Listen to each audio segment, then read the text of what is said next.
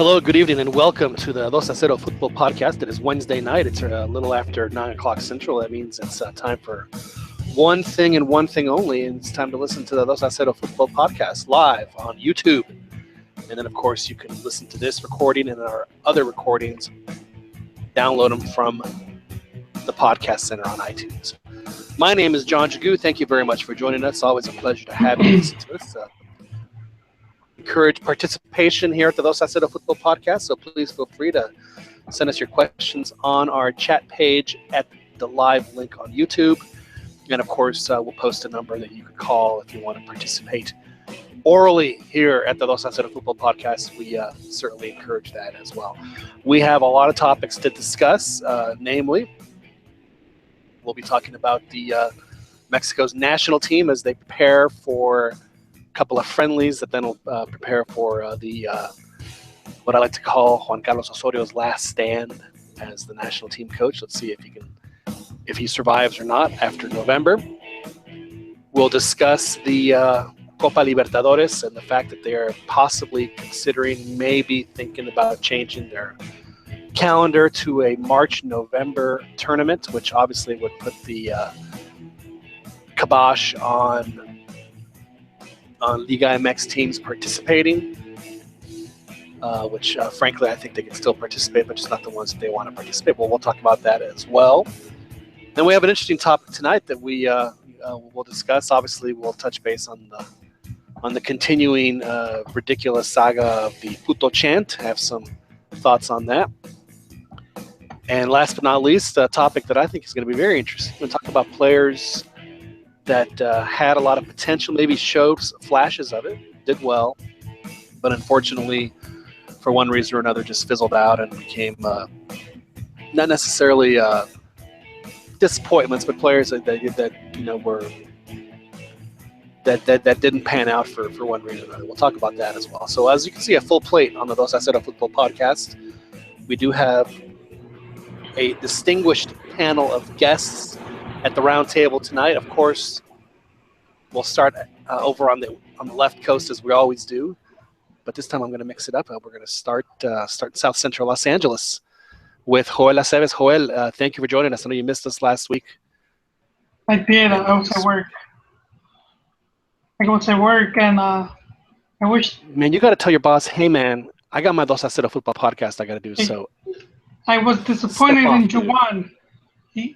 I heard you and Ronnie, talking blasphemy about a Campeonísimo, and he folded, man. He didn't defend. He folded like a tent. Well, you know why? It's because he's a cambia rayas. So those things happen. I cambia rayas don't have the fire in the belly anymore. I didn't.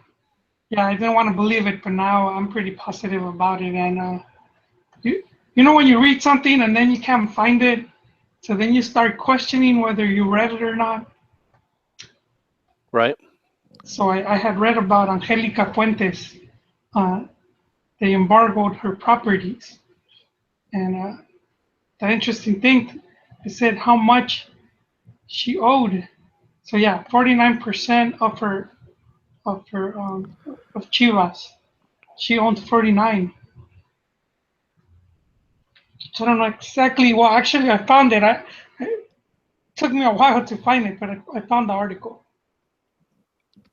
So she owns 49% of Chivas. Yeah, it doesn't go into details. It just says that the judge. So she was Vergara's silent partner then when he bought the team. Well, essentially. Yeah. She was doing a lot of the cambios that she was doing. It was going through her. It's funny because basically. Explain to me, Joel, just real quickly, just so that and then explain to the folks that who was Angelica Fuentes before she married Jorge Vergara. What cultural or political or social significance did she have in Mexico? What I know about her is that. OmniLife was going broke, and Vergara hired her to help her turn around the company. And did she turn it around?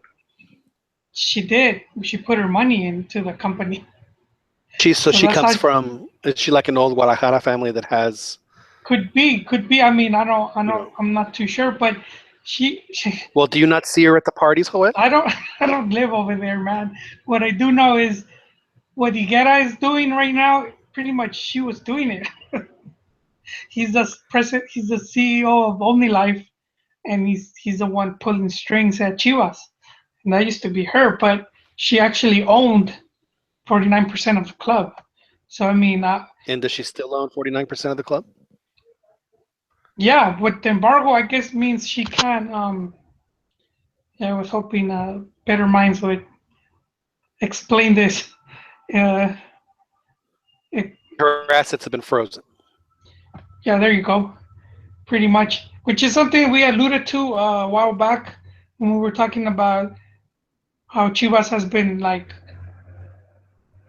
they haven't gotten sponsorships for like the jersey or the stadium, for going the TV deal, and I guess because a lot of that money would end up in their pockets. Right. So they're running at a loss, so that she loses as well. Yep, and she's right now she's lost a lot, man. They took away 99.999% of Angelissima, which was like one of her charity groups. Uh, she I owns think that should be the name of your new company. It should be Joelísimo. I like it. Joelissimo. I just don't know what the Joelísimo. company would do, man. It doesn't have to do anything, dude. You say, man, I work for Hey, she Joelísimo. owned It was like Kramerica. she owned 1% of OmniLife in Bolivia. Uh, she owns 50% of Cusala Investment Inc. Uh, 10% on Club Deportivo Guadalajara, not to be confused with because there's the The soccer club, right? There's two different yeah, organizations. and what else? Bunch of houses, man. Consorcios. This lady was loaded, so it's Yeah. I still don't know what's going on. It will be interesting because do more in depth because I Now was that you know more about her, Joel, are you going to go ahead and start swiping left when she comes up on Tinder? no, I haven't been using that. That's for the youngsters. That's you're in your 20s and early 30s. That's good. Tinder's the spot. Well, it used to be. I don't know anymore, man. Last Yeah, I heard, I couldn't tell they you. implemented all these rules. What about Christian? Anyway, well, Joel, always a Continue. pleasure to have you on the show. We'll delve deeper into more Chivas related topics as we always do on the Dos Acero Football Podcast a little bit later. Also out in California, a gentleman who is I'm not going to say suffering, but is having difficulty this year with the team that he follows. We're talking about Santos Laguna. Daniel Preciado joins us from Oceanside. Precious Point. They've kind of fallen into. Well, at least Daniel, at least you'll have something to root for, because it's not fun being in a promotion battle, but it's like the games are much more intense. I mean, it really is. It's the levels of drama are ratcheted up. 50, 60. It's tough. It's tough to watch your team when they're stuck. We've all gone through it. Clearly they're struggling. They let the win slip past their fingers in the dying moments. It was kind of a rough loss. Not even a rough loss, rough tie, I should say. I mean, but it was an away tie, so I didn't put positive spin on it. They'll hopefully build on that. He'll get it turned around. I mean, it's just a matter of whether they give him the time or whether he has the time. I think they'll be fine, personally. Yeah, and the players are. I mean, some of them are really green. So let's just call them growing pains. Yeah, absolutely, and it's just unfortunate to go through it. But you know what? That is a lot of people don't understand the absolute the value it has to have a coach that understands both ends of the business. And Chepo did go through with Guadalajara relegation, which he did fine. And in the season where they really could have had some serious damage done, he got them qualified into the quarterfinals of the Liga. So he knows how to manage that. Semifinal, John. Oh, excuse me, the semifinals. No, what was I thinking? What was I thinking? No, I have to note it because despite all the investment and all the changes, the team hasn't been able to reach that. Yeah, so that's the best showing, sadly, that they had in the Liguilla in like 5 or 6 years. Because last time Yeah. they made the semifinals, it was against Pumas, and Pumas had defeated them in 2011. Yeah, I understand. Well, Dan, hang in there, dude. It's I think you'll be fine. There's gonna Veracruz is gonna. There's a couple winnable games. I mean, Yeah. there's some tough ones too, but I mean, you never know. They could surprise and pull off a tie against one of these better teams, and then scrap some points against the lessers. Right. Jaguares. Well, see, the problem that all the established teams have this year in the drop zone is that the team that just came up is actually doing pretty well. And if they can maintain, just because their average is is much more volatile. The wins count a lot more for the newly promoted ones. Yeah. So if they manage to get like anything above 21 points in each season, they will be safe. I mean, just by the mathematics. So yeah, so that they don't have a Dorados or who was it, the other team, Leones Negros, where they were just terrible and that's a good thing. I think. I think it makes for a better story when the promoted team, actually tries to stay up. So well, I remember the last time Santos was in the relegation battle, it was with Pumas, and that was, I got to tell you, that that was like 10 years ago. Is that when that happened? Like it was about 10 years ago, maybe a little bit more. No, actually, they were struggling a lot, but they turned it around. I think that same season, I think they actually won the championship. So they won the championship. You're right. Yeah. I don't think this is going to be happening. I think it's going to be more of a grind this time around. Well, you do have the ultimate grinder coach. There's no question about that. So, but you know what? In a relegation, honestly, Chepo's style can certainly navigate that without any problem. He's aggressive when he needs to be, but he's not overly aggressive, and he's very cautious. And you just have to be. You have to pick your spots, and that's what he'll do. Yeah, I'm trying to keep the faith. Trying to listen to Joel and accept that he's gonna turn things around. But I really do think it's just the team. Even the team is just not that poor, player by player. So I definitely think that they're gonna sort things out. It's just a matter of time. Are there any young players that have promise that you think, man, this if this guy gets going, it could be good for them? Oof. I mean, they're trying a lot of new ones, but no one's actually looking terribly impressive. I have a question for Dan. It's early though. For Danny. I think they brought up 3 guys. Go ahead. When Chivas made the semifinals, and they lost to Santos, and who went on to win the league title. So, dude, what happened? What happened since? Because I wasn't paying close attention, but how did you go from? But that was when Santos, they were the number 8 team. That was the number 8 team. Yeah, that's but still, you win a league championship, and then you go from league champion to almost relegation candidate.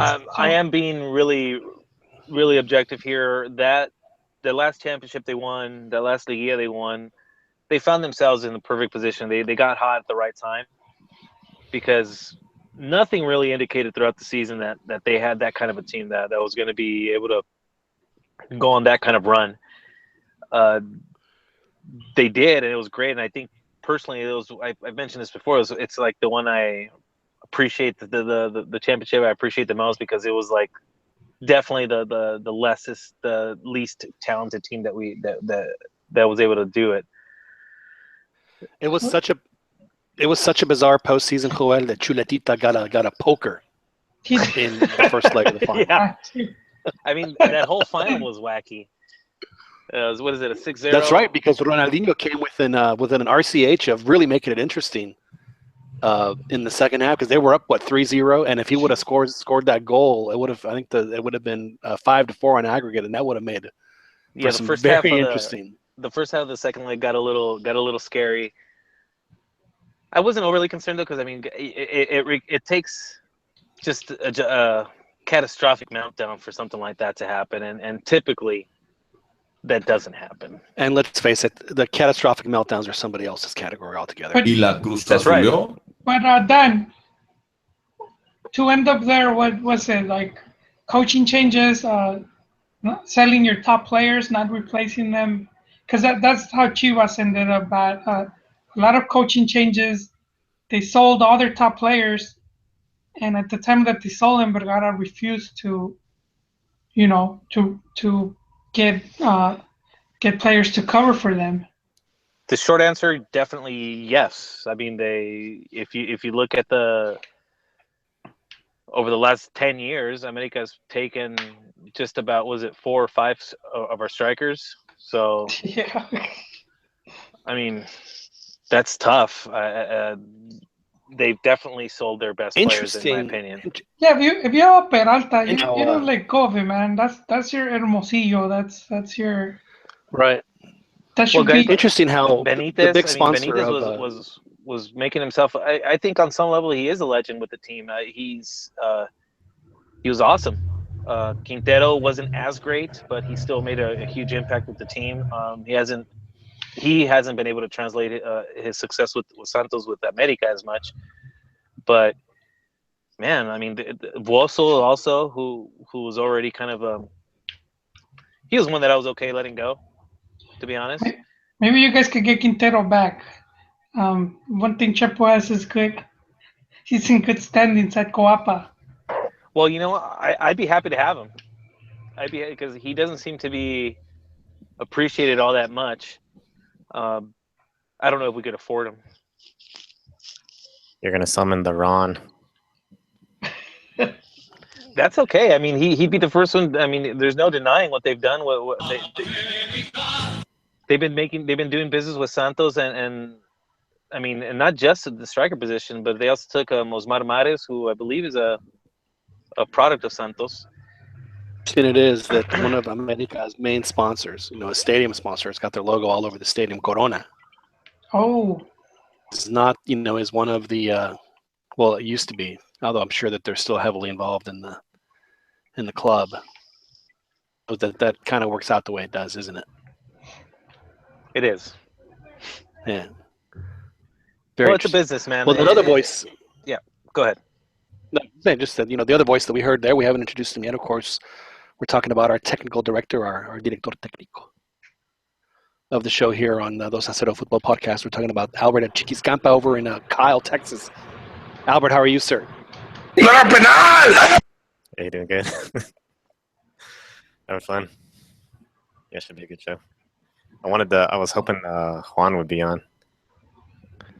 Gang up on. Well, Juan said he had to work tonight. How convenient. And I think that Juan saying he has to quote unquote coach is like when you ask a girl out and she's no, I can't go. I have to wash my hair that night. So, I was gonna gang up on him with on the Chivas versus Chivas. Face the music. I don't think Juan wanted to face the music tonight. Yeah, he was talking a big game though on the Chivas chat. For those of you that don't know, missed we it. have Yeah, it's in that thing because every time I speak up, people say, "I thought this was Chivas only." Oh. Yeah, and I'm perfectly fine. There's another one that's Chivas only, or like real purebred Chivas. And we're just Really. This one. Oh, so that this is like the LE version, the entry level version. So there's like levels of exclusivity going on Am I right? on the Twitter chats. I had to make one because they brought in Pern, and that dude is just disco rayado, man. It was like a virus, dude. It's like when you need a new email because it keeps getting spammed. Release the crack. It's kind of ironic though that because like he's usually probably the biggest proponent for your current coach. No, he is, but then he would just attack for the sake of attacking. No, I was a part of one of the chats for a while, so I do realize how. But Juan has a good, has a surprising input though because he agrees with not the same way that Pern does, but he agrees that Almeida's doing a good job and that he's bringing success to Chivas and everything. And I was just stating some facts that I thought, and he was like going against me as when I was, just stating the facts that Chivas is just all hustle, pressing on the defense and up top, and then attacking as much as they can, and then they gas out like at the end. And he wasn't agreeing with that, but that's a fact. But they have different. One thing I do like about him is that he actually approaches each game differently. So some games he'll favor a lot of possession, and in something like the America game where he's like, you know what, let these clowns have the possession, we'll defend, and then they're gonna give us these massive holes that we can exploit, and then he did that the entire game. And of course, some America fans would say, that we're just playing cat and mouse and being very defensive. No, I think it was the actual strategy, because they did it from the first minute, even when it was still 0-0, all the way through the 90th minute. So it was obviously they made a conscious effort. I mean, the minute the defenders would get the ball, they wouldn't try to link up with the forwards. They would just send a ball that someone could run on, 80 yards away. That goes to my other point that Chivas tends to get goals from either penalty or from a mistake on the defense, or from a brilliant play, say from Orbelin or from Brizuela. I do think that comes from part of the tactics, though, as far as when you were talking about the pressing. That pressing does a lot of the time create those mistakes. So I mean, let's not devalue everything they're doing. I hear your point, though. Yeah, I think we should devalue everything they're doing, actually. For a genius coach, he should be able to break the bunker, which he didn't versus Toluca, and provide some form of. I mean, I would say that the game versus America, that was a pretty good game. They were passing on point, everything was good. But other than that, I haven't been impressed with the other games. I think the one thing they've shown is an inability to play with a man advantage. That's one thing. Even Pulido. That and frankly, their finishing is to quote some of the people on here, it's weak sauce. They don't. They would be much better if they had even a marginal striker.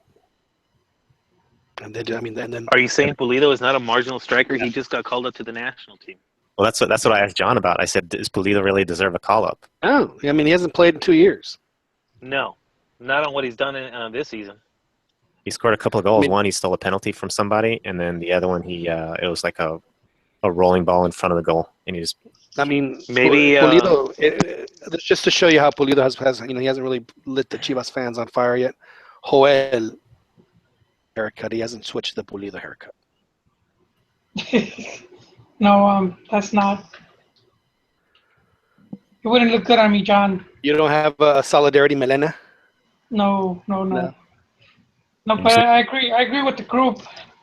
And I've seen a few games now, and he just basically lagunero, man. He disappears for large stretches of the game. Well, someone is enjoying a nice drink. Did you hear that? I'm sorry. Save some for everybody. Save some for everybody. You know what? I was supposed to put that on me, then I slipped. What commentator you used to hear the inescapable sounds of the drink slosh in a Scotch and soda.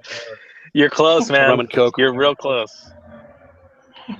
It was Norberto Longo. You remember the old commentator on with I guess on Univision with Andrés Cantor and then later Telemundo.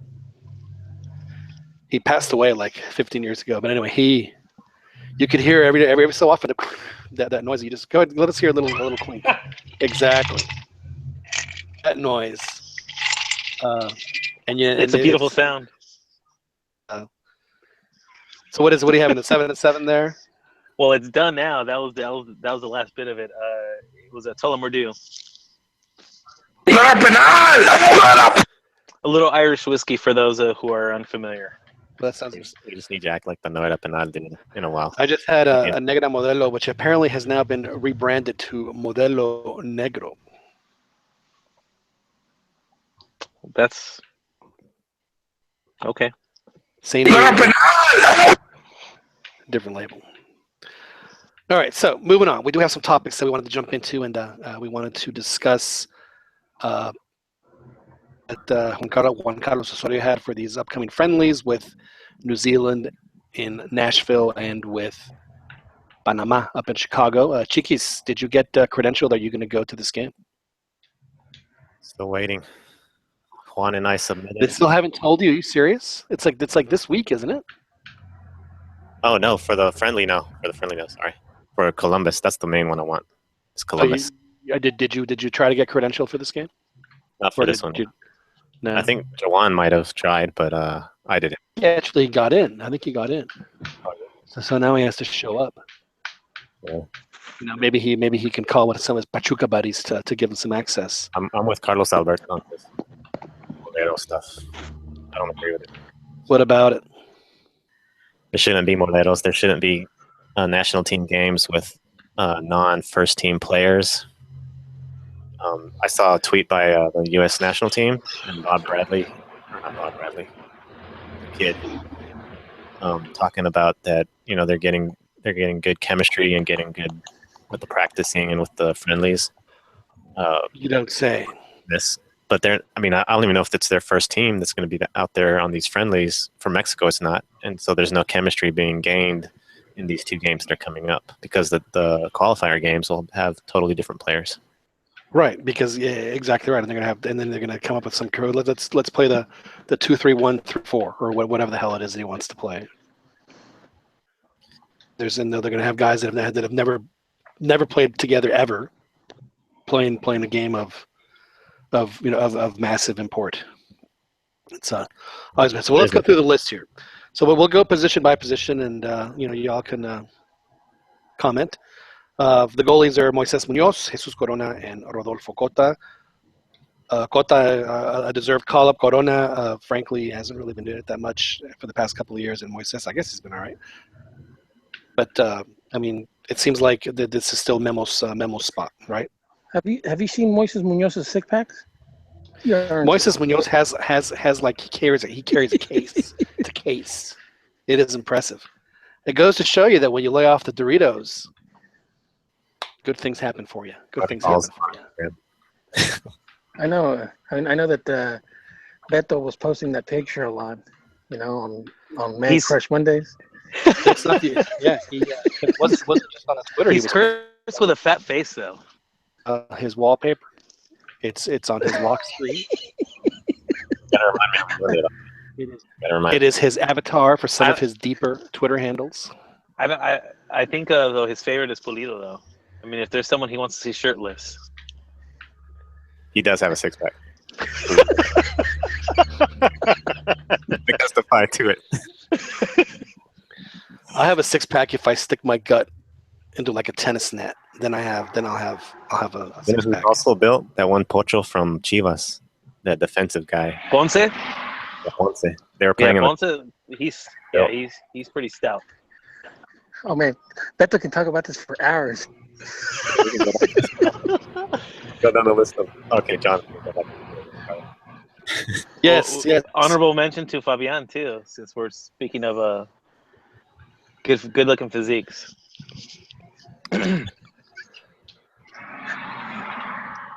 This is the Joteria edition of the guy that gave me Salcedo. motivation. Hey, the guy that motivated me was El Pastor. What's his name? Lozano. Pastor Lozano. Tigres, Yeah. the Tigres player. He's from Morelia. You still want to show me your cucumber? Could have sworn that's what I'm playing. Yeah, because Pastor Lozano he was So he said. So I'm thinking, shit, I can let myself go and still play. Well, have you all ever seen Puskás, the Hungarian guy? Yeah. I mean, he had to have been 250 pounds. I mean, that dude played with like 3 beer guts, and he still kicked everyone's ass. Hey, He was that good. There's a picture of Puskás and Di Stefano where they're like before or after a game. They're like kind of like embracing each other. And right off the bat, you notice this shape, but they were the cream of the crop in their day. They were the best players in the world. There's no question. Yeah. Yeah. It was. I worked the Copa America this summer. One of the guys I worked with from the host broadcast service was this Scottish guy, really good guy. I really hope I get to work with him again in the future. Just a real pleasant, very knowledgeable. Hey Ron, he organized, did really play for Tigres, but I think his last club was Morelia. But I had to Google him, man. He got even bigger. I could just imagine him playing the Sunday pub teams. That's good. Anyway, so we were talking about Puskás, and he said that he did a couple, when he first started in the business back in the mid to late 80s, he'd done a couple of charity matches where Puskás was to play. And Puskás, had gotten, as we get older, some of us, not everybody, tends to put on a little. Apparently, he'd obviously had ballooned up. And he said that it didn't matter that they said that he was, 260, 270, whatever he was, that the minute he got the ball on his feet, no one could take it away. And he scored like 7 goals in this thing because they couldn't get it away from him because he still has just unbelievable ball skills, even carrying as much weight as he did. So I always thought that was interesting. So really, really great player. But of course, the voice you hear there is someone who needs no introduction but gets one anyway.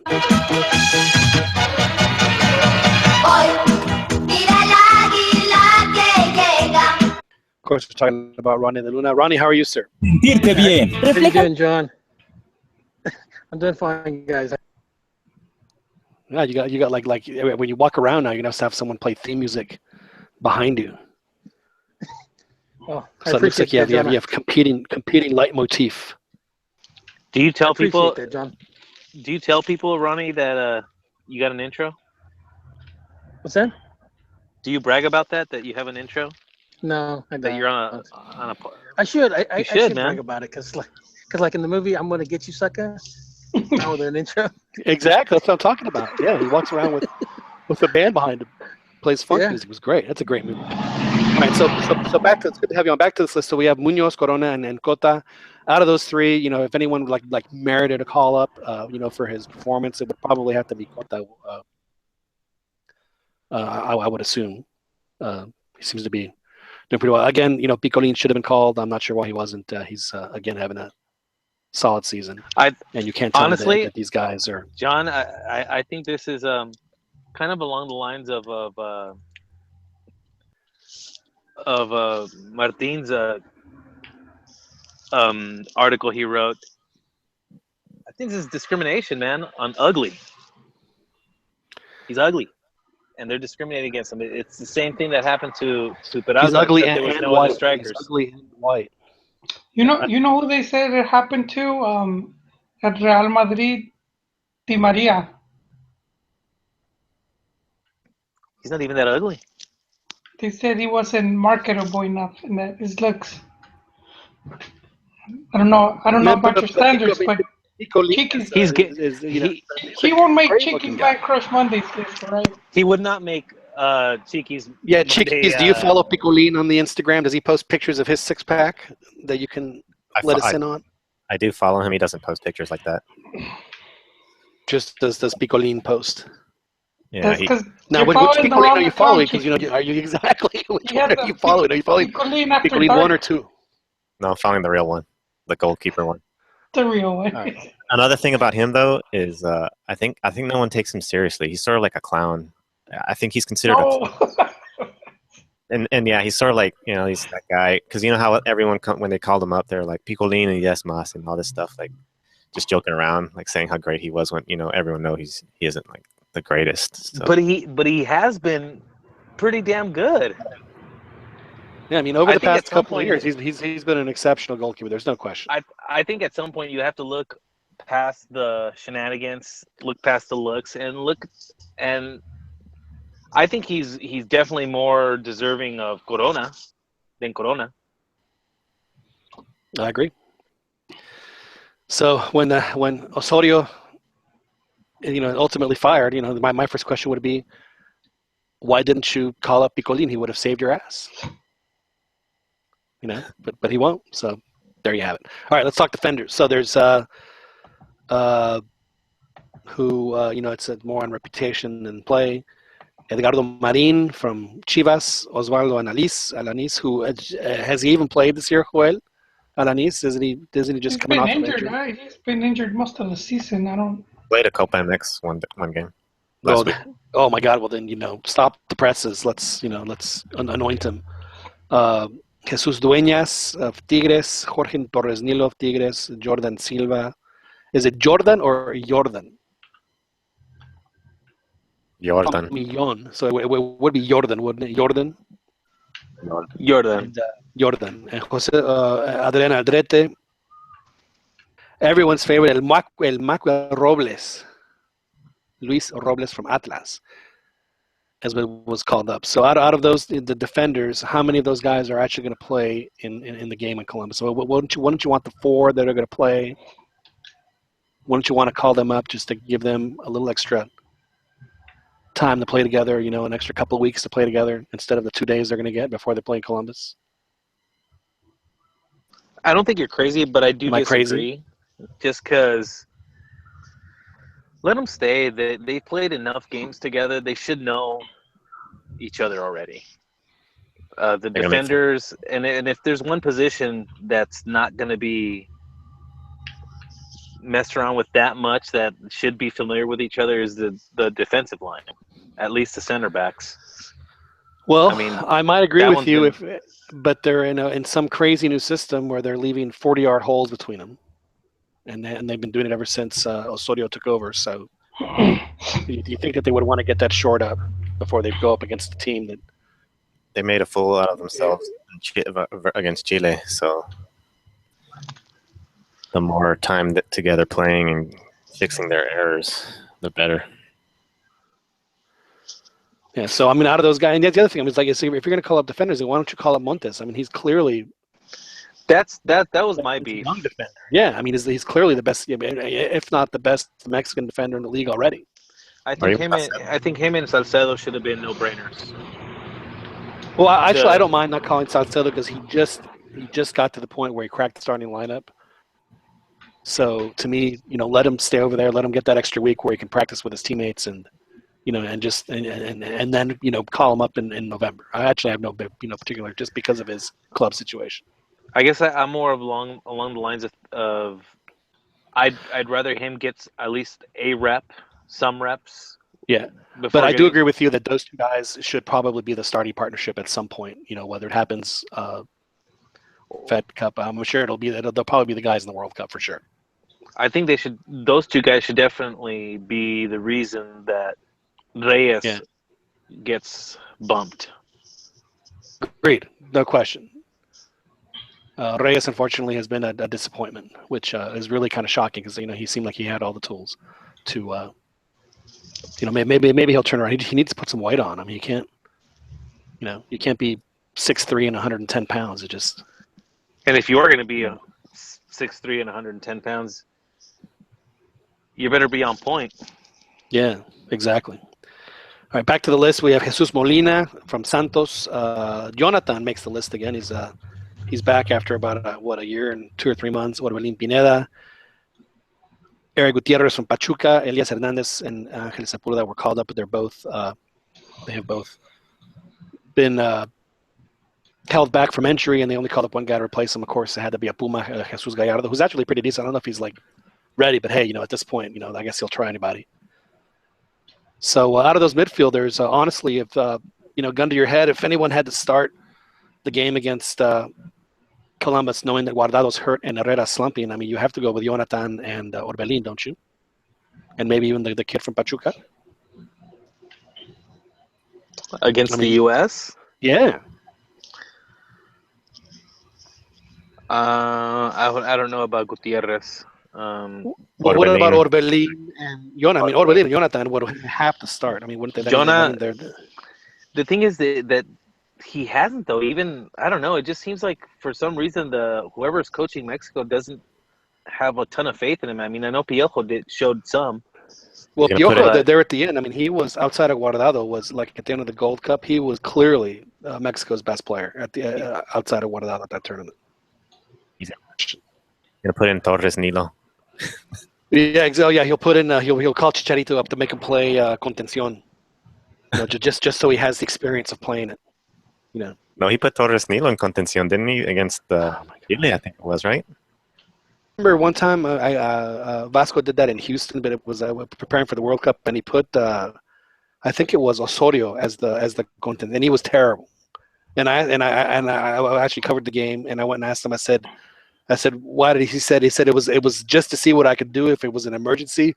And Osorio even said, I think Vasco's not going to do it again. He accepted the fact that it just wasn't his position. was, Where cool about it. where do you think Jonah's going to be played? Because that's actually something I'm really interested in. Because I personally think that he's not going to put him in the middle. He has to. I don't think he's gonna. He has no choice. I think he may in these friendlies, but I mean, if he has, it just seems like he likes big guys, big physical dudes that could be physically imposing in the middle. Like it just seems that it's the only reason I could come up with why he never called up Gallito. You know what, Blanche? He doesn't have big physical guys, and the big physical guys he has are terrible. Yeah, Well, that's what I'm saying. Like he's putting in guys like Rafa who may be, who I'm okay with, to be honest. But like guys like Reyes who have played the position but hadn't played the position in a long time and hadn't been playing, and you throw him out there when there's he had him play, and was other it against people. Honduras or something? And he was awful. I mean, he was bad. Well, yeah, he hadn't played like in 5 months. Yeah. Well, yet another brilliant decision. And that's the thing. Like, I mean, as much as I want to back the coach, I mean, some of it is like the one thing I just can't wrap my head around, and I don't think I will be able to is the goalkeeper position. How he insists on changing that around. I mean, goalkeepers I don't think have ever suffered from fatigue. So if there's one position that's not going to suffer from it, I mean, if there's one position that you think you should be able to count on, sorry, let's just get our guy.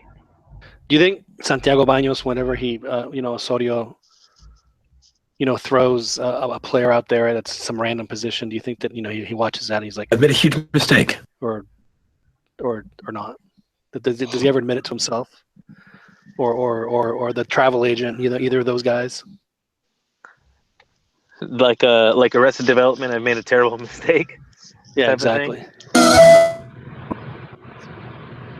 I hit the wrong button.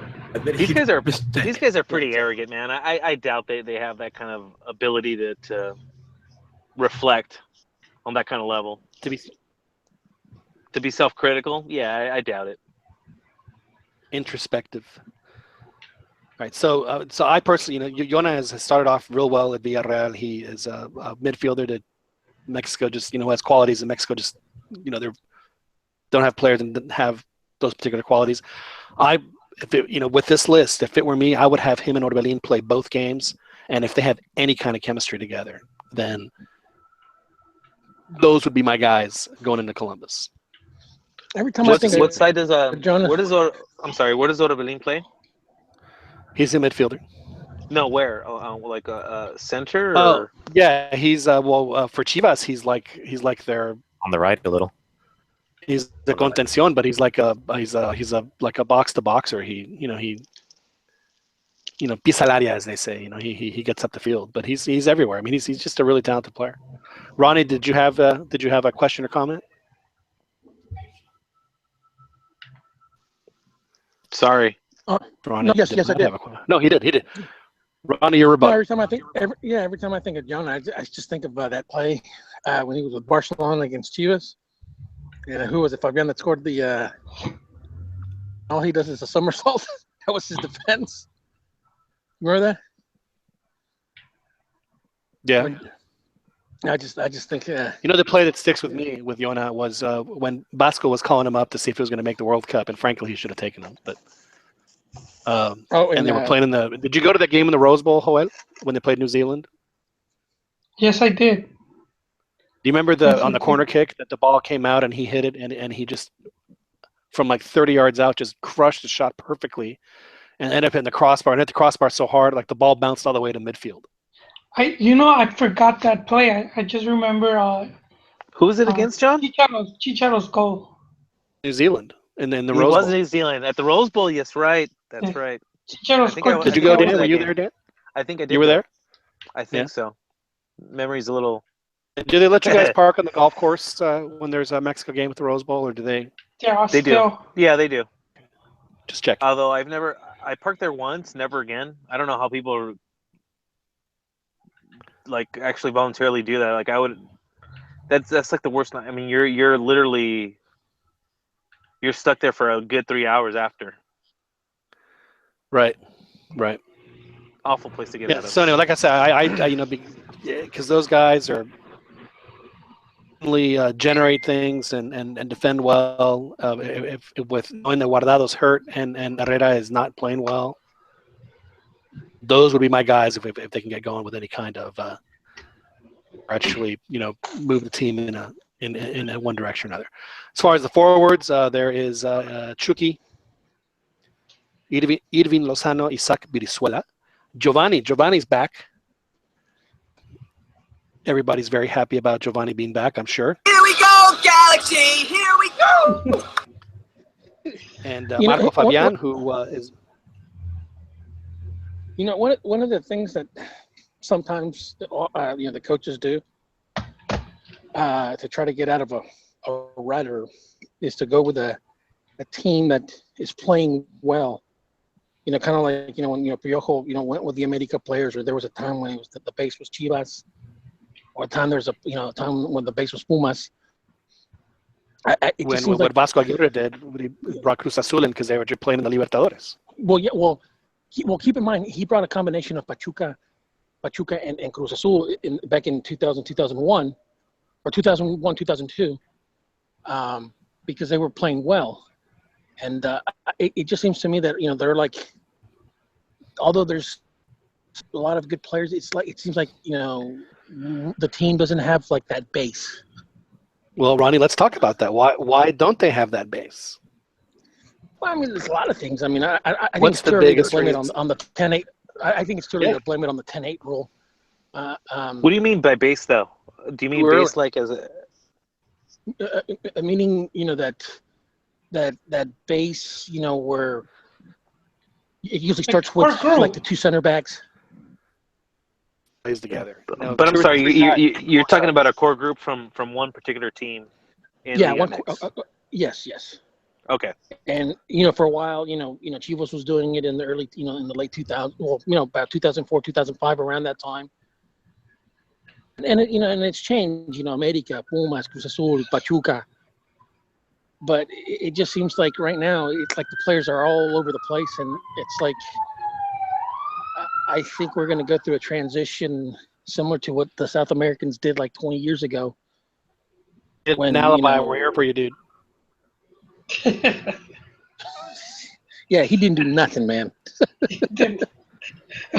Estaba en el podcast. Well, it's funny you mentioned that, but because there are, out of the 22 players that are called up, there are 6 Chivas players. Yeah, but I'm. And frankly, moving forward, it's going to be the only team that is going to have a base. I don't think that Chivas, although they have 6 players, I don't think that they're a base team right now. I think they're just a team in transition who conventionally can, if they do start to produce and play well and consistently, fight, liguillas and stuff like that, that's a different story. But I just don't see that team. Yeah, I don't see that group being the national team. These are like the replacement guys. They're the Molero team. Yeah, I mean, like Atlas had. But this particular group, or the call-ups from Chivas, Joel. No, the call-ups from Chivas. I don't think they're going to be, not in this cycle. I don't think they're going to be the main guys. Well, the reality is that Mexico's base is still in Europe. So if they can somehow manage to figure it out, we'll see. Now, the fact that Giovanni's back, I mean, the fact that he was never, the fact that he was even away, frankly, is ridiculous. With whatever, and I'm sure there was some sort of internal strife between him and the federation. I think that anyone that denies that is only fooling themselves. John, now that you mention it, because when Jonathan arrived, he said they were asking him all type of questions, and he said, "I'm not allowed to talk right now." He said, "I'm not." He said, "I'm glad to be back. I'm glad to be playing with my brother again." Yeah. Was he reading it off a sheet of paper? I'm glad to be back. No. But then he gave a press conference the following day, and then he was like, "I've never felt underappreciated with the national team," because I was in reference to the tweet that Giovanni had said. or it's like they don't value. It's too bad they don't value you back home. So I do think there was a lot of stuff in the federation where like you guys need to do some damage control here. Well, it's weird for a play. The three players, Giovanni and his brother, all three of them. They may have played, when they were really young in a local youth system, but they made their career, their entire career.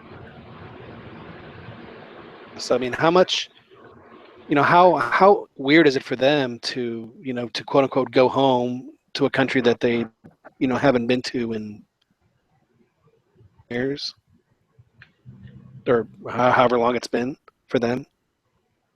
It's got to be a little bizarre. I think it's bizarre that for them to go back, because I think they spend plenty of time in Mexico, but I think the issue is when they go back to get that reaction from people, because what's reported is that they refused call-ups, and a lot of people buy that. Well, that's what's reported in the paper. It's like that in that scene, Wag the Dog. Well, the war is just over. It's not over yet. It is. I just saw it on television. It's over. It's done. Yeah. So you're right. It's whatever's reported. So but it's good that they're back. Giovanni again is a guy that should have never have not been on the team.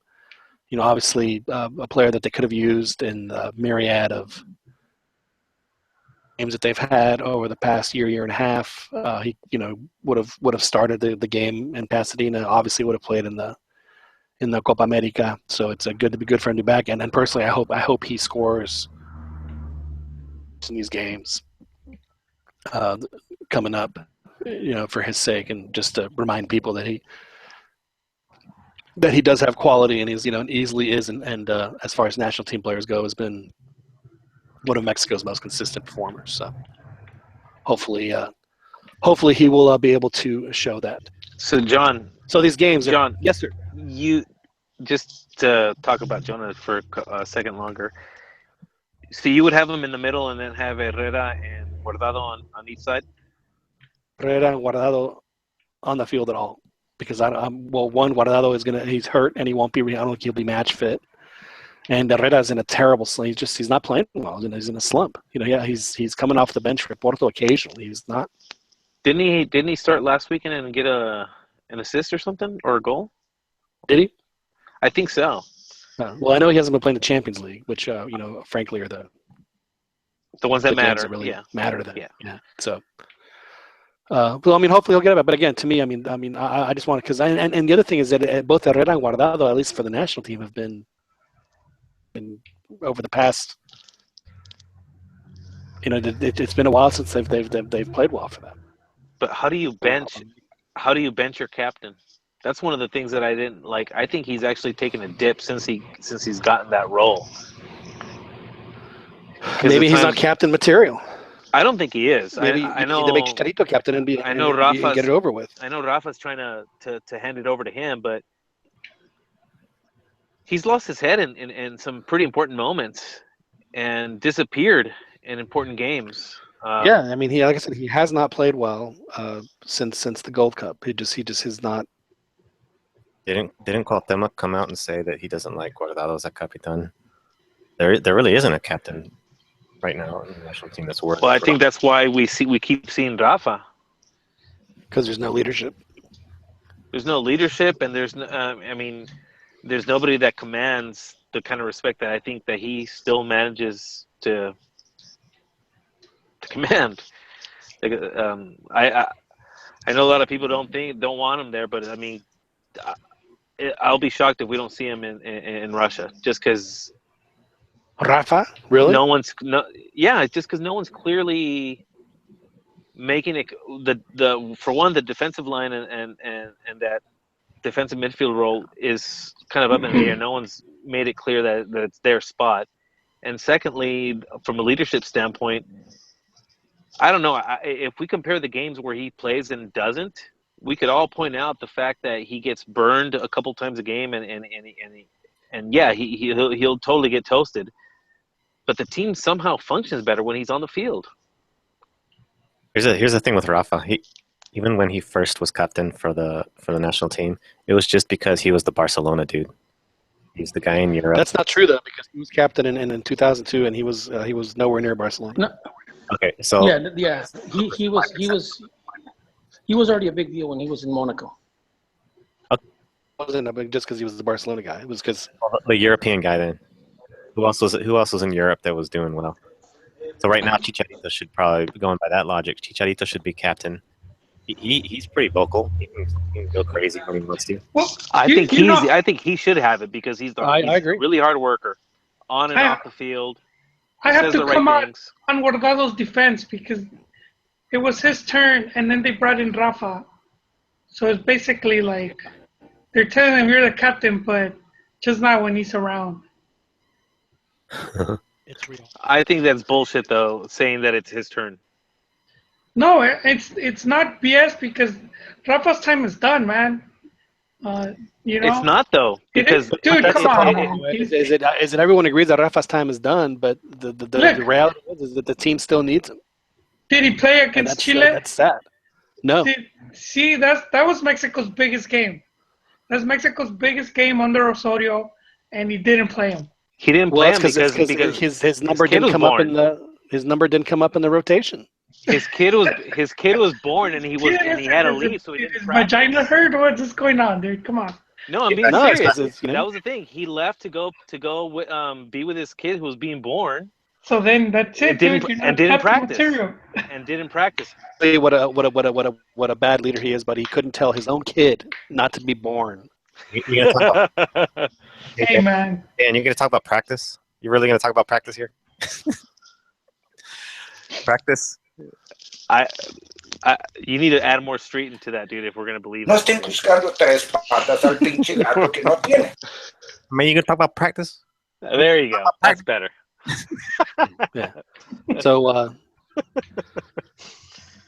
So back to this particular call up now. I mean, again, calling up some of these guys. I mean, it's like in his last time he called up guys that weren't even starters on club team just because he needed the warm bodies. And I'm starting thinking, dude, you have your day of reckoning is coming up next month. What are you doing? I mean, what are you doing? I mean, he is now, since he's been there in a year, called up 60 dudes. Does Mexico have of national team quality players to call up 60 guys in 1 year? Didn't Ugo do something similar? He did like 80. Well, yes and no, because yeah. though is that half of those guys were Olympic players. Ugo was trying to find his 23 for the Olympics, and the fact that they lumped that together, I always thought was really, it was not necessarily the right thing to do. He's called up this many. No, it's because he was coaching both teams and he called up. So I happily defend. Triste, no? So. I'm actually one of those who thought I thought it was BS that he got fired. Oh well, yeah. I'm But we all definitely. know why it happened. After a win, how many Mexico coaches are fired after winning a game? And when it was a win in Europe against an African team, and he gets fired like the next week. Just remember that. Is that how it went down? Wow. Yeah, they beat Ghana. In They England. played like in Craven Cottage. Yeah, in England. And then he was fired the next week because he had been eliminated from the Olympics. And they brought Erickson in, and his first game as a Mexico coach. Qualifier against Honduras, which he barely won by the skin of his teeth, because the old farts Pavel Pardo and Cuauhtemoc bailed his ass out. Was that the one where Pardo got that golazo from outside the box? Yeah, exactly. You know what? Exactly. We do have Sven to thank, though. I mean, he definitely made sure to give Gio his reps because he's it's paid off. Yeah, I agree with you there, but But no, he started both Giovanni and Carlos Vela in that game. But that was part of the reason that they had like the line of thinking of we have two world-class players in Vela and Gio, and we need a coach that can, guide them. And that was like part of the selling point to bring in Sven. Sven had a nice pad in Polanco. He did well for himself when he was down there. And, they didn't even drive him to the airport. He had to take a cab too. to the airport. He had to cab it to the airport. They didn't even have the courtesy to at least like send a car. Poor Sven. Okay, moving on. So these games, anyone have any expectations? I mean, is this just are they just tramites before Osorio is canned in November, or does he actually are these games gonna have any kind of benefit at all for him? This Panama game is going to be interesting. New Zealand is just a waste, but the Panama game, depending on who they bring. And see, I think it's going to be the other way around. I think the Panama game, because they play again in a month, and it's going to count. So why would either team show anything? Yeah, well, that was my thought too. Even if they don't bring their first team, if Panama makes it difficult for them or even ties it, the haters are going to come out. The haters are going to come out regardless. But anybody's fooling themselves though if they think that Panama's going to be a walkover, man. Yeah, it's going to be a really difficult game. Both the friendly and the qualifier. It's going to be a tough game. Yeah, say they tie or they lose. Panama. It's going to be on for Columbus. The way I see it after these first two games, if he could escape with 2 or more points, he should stay.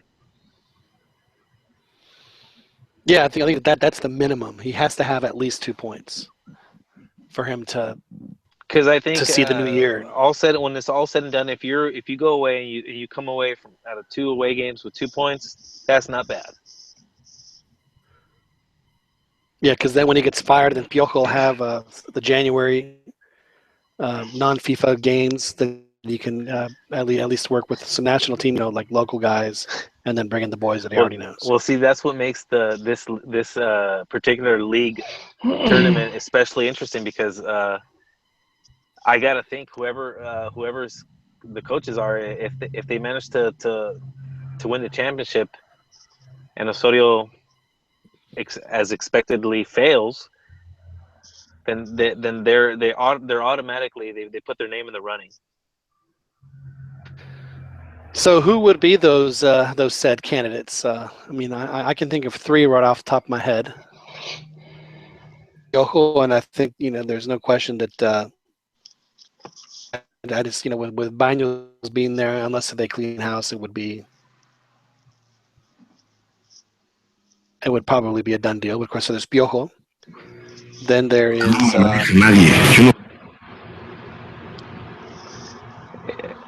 Bigotón. Yeah, and then there's La Volpe, and. ¡Cállese, carajo!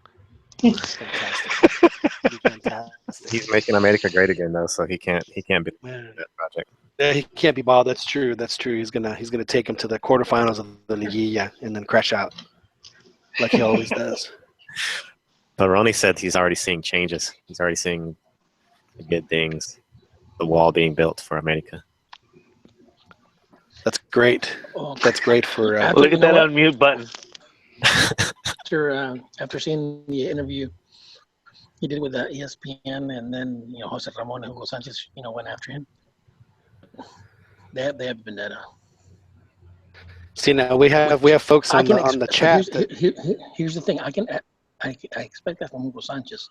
From Jose Ramon, no, because Jose Ramon, Jose Ramon should have been grateful, or should be grateful to La Volpe, because he gave them access in the 2006 World Cup qualifying campaign. Unprecedented access. Exactly. So to me, that I think Jose Ramon is being very ungrateful. What a shock. Yeah. Well, it turns out that now I don't want people to turn off maybe we'll be done before it happens, but I know that La Volpe will be on Fútbol Picante tonight because they have been promoting it heavily. So he will be on Fútbol Picante tonight. But hablar con José Ramón es de lo que es de fútbol. Usted no sabe nada de fútbol. Anyway. Thank you, John.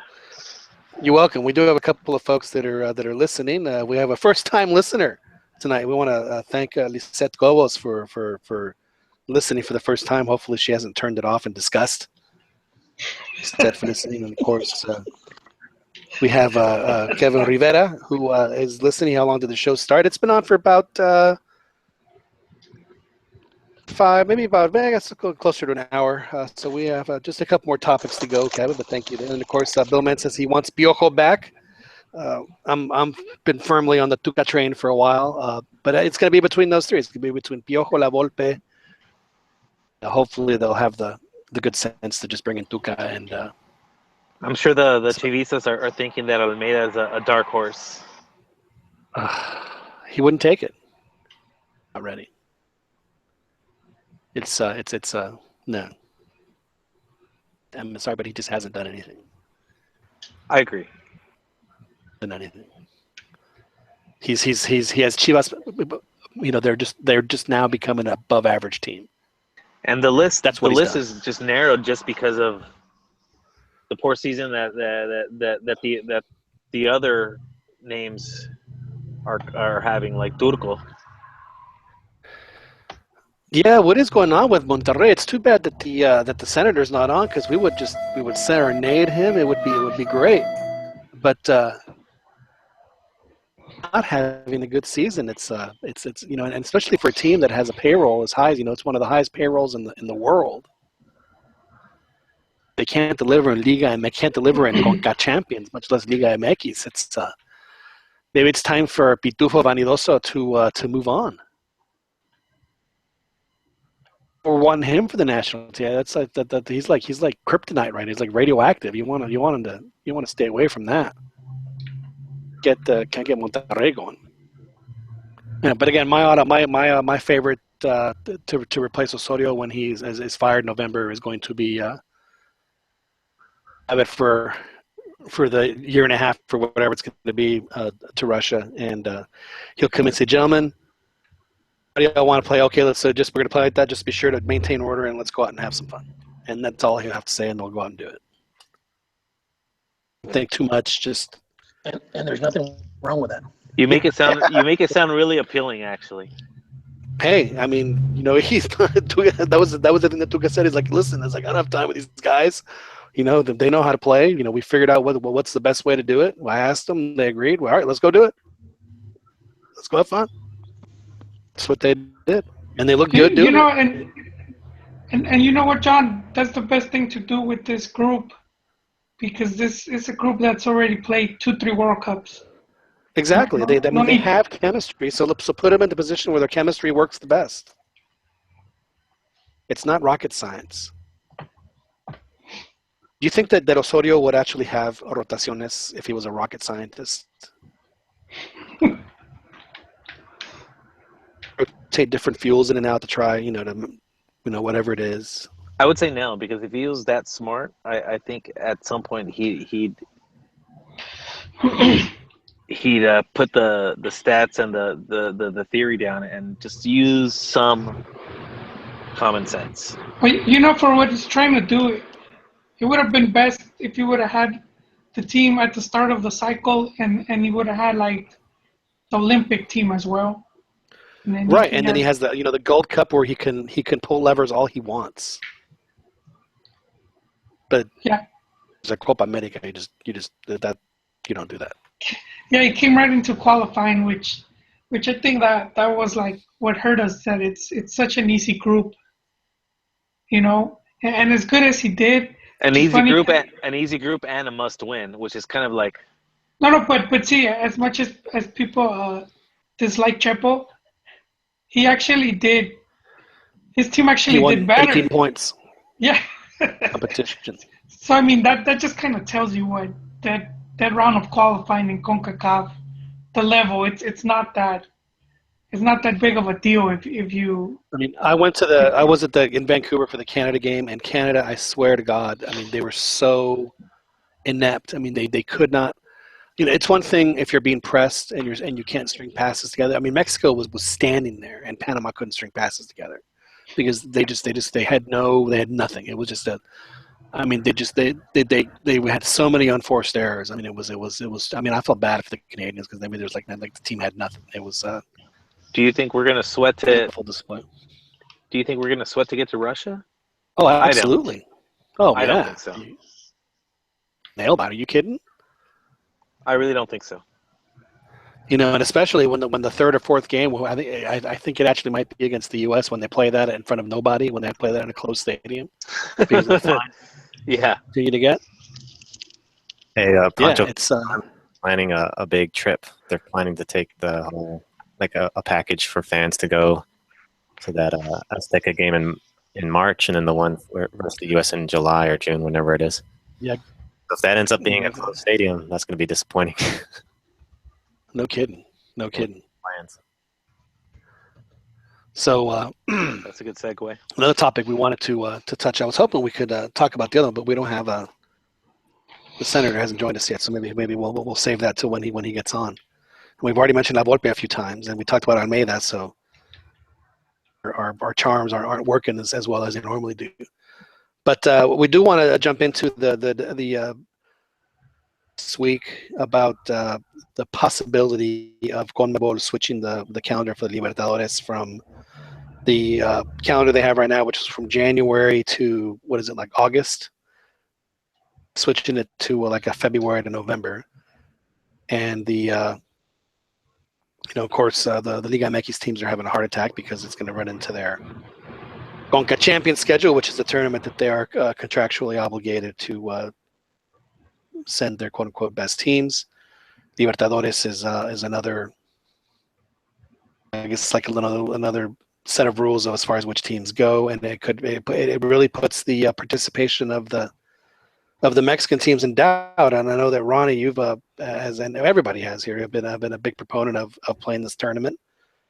Mexico had to go through a lot of hoops just to get there, and they finally earned the right, and they've performed admirably, I think, in the tournament. And they've had 3 teams make finals, have plenty of semifinalists. Most of the time, the Mexican teams make it out of the group stage. Not all the time, but most of the time they do. So they've been a very viable, and obviously the TV ratings and the sponsorship money and everything else has increased because of it. So what is motivating CONMEBOL to make this decision, Ronnie? If I recall, Monterrey that failed to qualify to the Libertadores. So another one for the senator. Always Monterrey. So just a little taste. Just a little taste here. Just a little bit, please. There we go. Are you hiding from somebody, Ronnie? What's that? It just seems like he's hiding or something. He's speaking in a hushed tone. Yeah, I'm in school. I'm in the studio. Okay. All right. Well, yeah. So that's the what is possessing CONMEBOL to consider this? Do they not like the ratings and the extra revenue and the sponsorship? What's the real reason, Joel? I don't think. I think it's part they wanted to restructure the cup, just to improve it, and the second, just trying to show their before, damn, I lost for words, dude. We used to before almost kind of beg for them to let us in. I don't know if you guys remember. Right. Yeah, they'd say, well, you have to play a playoff against the Venezuela winner. Yeah, or Bolivia. Yeah, we had to go through all these hoops, and now we don't have to. It's like they kind of have. Hey, John, I actually have a theory as to why the change, and it has to do with the shit that went down last year with the FIFA. These fools were You're happy with the probably money right. that they were getting. They were probably happy with the money that they were getting. And they were probably Now happy that with the money that no one knew that they were getting. Exactly. So now they're going to have to get creative. You know, They're gonna have to figure out new ways to discretionary income. and I'm still. It's a very valid point. I mean, I'm sure that there's probably a contract that's ending, Mhm. and so and then this is the other thing. You know, they haven't actually announced that they've announced that they're thinking about it. So they're obviously negotiating with somebody. You don't do these things unless you're trying to leverage something. What is it that they're leveraging? Are they trying to leverage more money out of television partners in North America, or are they trying to get a different sponsor? Well, They're trying to do something. Well, you're right, because look, if one thing, the Copa America in the United States, it was very profitable. You know, sooner rather than I think it's going to happen soon. Maybe in the next 5 to 10 years. But I think that eventually it's going to go to the point where the money that the U.S. like MLS is starting to generate, and for the longest time, I think the only team that was making any money was the Galaxy. You know, music, please. Galaxy. Here we go, Galaxy! Here we go! No, on a different screen. Ron, you remember the whole deal with Banco Santander? Yes.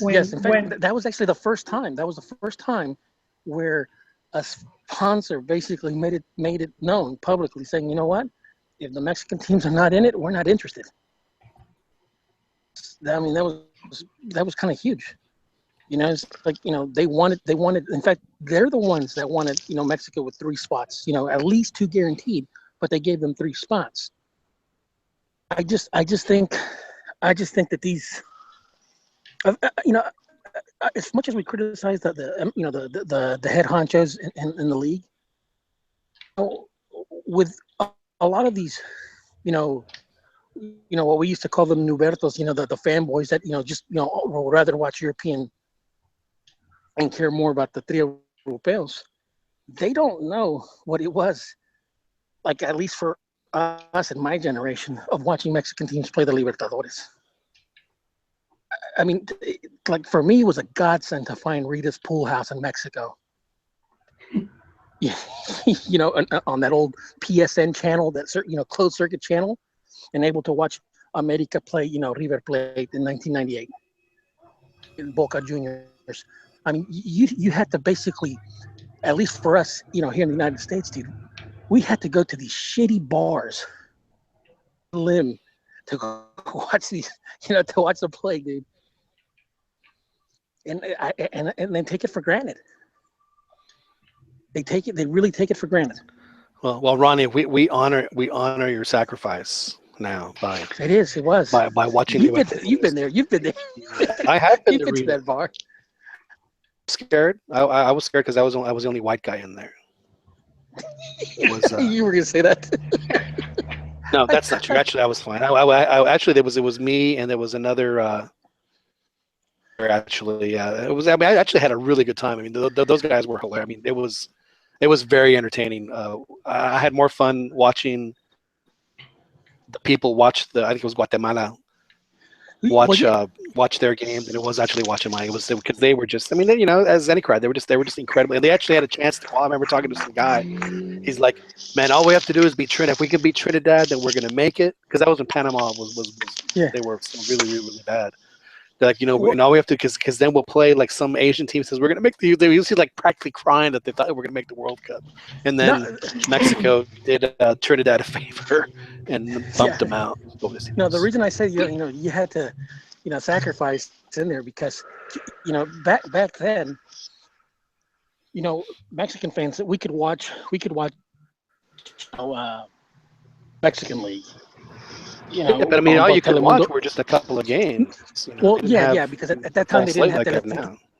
Yeah, they didn't have Telefutura, but they did have Televisión, and they did have Univision, and they had Telemundo. So you could watch the vast majority of the leagues, you know, without, you know, having to go watch a pay-per-view event. But back then, you had to find a bar, and unfortunately back then, and that bar was kind of rough because you being a Mexican fan, dude.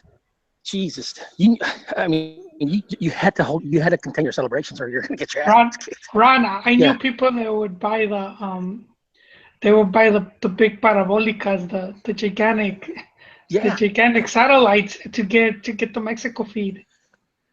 And true story, man. I actually bought one, and dude, everything switched to digital satellite. I had it for like a year, man. All I got was Caballeros del Zodiaco. Do not regret, but still. You remind me of my dad with his home selling abilities. He's like the only person in America that buys high and sells low. I've always said, at least in my lifetime, Barcelona of the Frank Rijkaard and Pep Guardiola, the 94-95 Ajax team, and the 2000, 2001, 2002 Boca Juniors of Bianchi, best teams I've ever seen play, dude. And when I was watching the Mexican teams play the Libertadores back in like 98, 99, 2000, 2001, fun. And Bianchi's team wasn't that spectacular, but their matches I hated them. But their matches were intense, and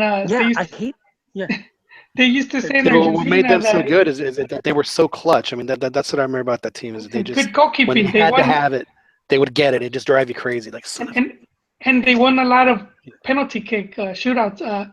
So in Argentina, they would say that Bianchi had God's cell number. So call him like last minute to help him make the miracle. The Senators, well, maybe he's busy having a conversation with God. John, you were saying about you were watching the game, which just remembered something Chiquis posted, but you were saying you were watching the Chapines game, and that's when Mexico threw the game against Trinidad. No. Luckily, it wasn't that game. I think I would have been drawn and quartered had I been there. No, it was earlier during qualifying. I think they were actually playing the U.S. That was the game that was on. Oh. But they were convinced because I think that they could beat. They knew they weren't going to beat the U.S. or Costa Rica. They could get the fourth place. No, because the one thing La Volpe recently did admit that they made him take an alternative group against Trinidad. I don't know if you guys ever saw that interview. Not only that, but the winning goal was so far offside. It was terrible. I mean, terrible. It was like the dude was like a good 5 to 10 feet offside, and they still gave it to him. I think Chiquis was a dude that had posted like a video. I don't know if you guys saw it, and it was on when the U.S. qualified to the World Cup, and it's their game against Trinidad, and it's linked to when Jack Warner and they show a clear penalty for Trinidad's favor. In their own stadium, dude, that doesn't get called. And it's basically I posted that was you? I posted that. Yeah. Why was you then? I thought it was Chiquis. Oh, that's right. They said that Trinidad had actually fixed that game. So Chiquis watches other men roll around on the ground. That's true. In loincloths. Is busy looking at Alan Pulido's Instagram accounts. Well, it wasn't an offsides call, just like the one that America got a few days ago. Oh, damn. All because I spoke the truth. But but anyway, so the Chapines, this one guy, he was a really nice guy. He was just like, man, I mean, just practically crying because they were going to make the World Cup finally. and then Trinidad beats Mexico in Trinidad and knocks the poor Chapines out of the running, and there was no guarantee they would have beaten Bahrain, who ended up playing Trinidad. Of course, Trinidad won. I remember watching it one of the times when Mexico was playing, and I ended up going to that bar. The six-fingered man that played for Guatemala. Six-fingered man. Yeah, his last name is Plata. Father, it's like compared to the. Oh, like Inigo Montoya. Yeah, you remember that? I remember one of my buddies, one of the gringo, he actually went to the bar with me to watch it, because cheap booze, And I just remember he made the comment about Juan Carlos Plata's finger, and I was like, shit, dude, they're gonna fuck him up. Remember that, when you said Guatemala. Well, is having 6 fingers? Is that is that what Chapin means? Hombre con seis dedos? Is that? Nah, I'm just Guatemala, dude, they're kind of laughable, the team. Because it's funny because Guatemala, I mean, their league for the longest time was the highest paying league in Central America, but yet they're the only between them and Belize and Panama, they're the only teams that haven't gone to the World Cup from Central America. And Carlos Ruiz was still playing for them. Oh, in this group of qual, he was like in his mid-50s.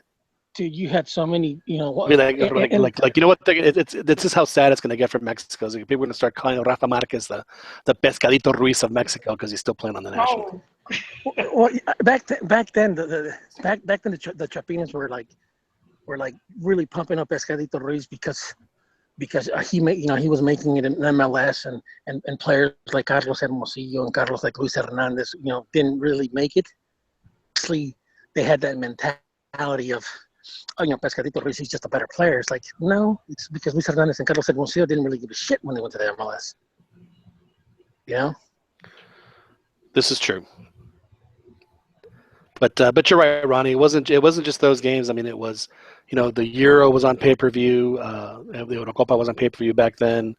I mean, the only games that occasionally you'd get a Champions League game, but it was always on tape delay.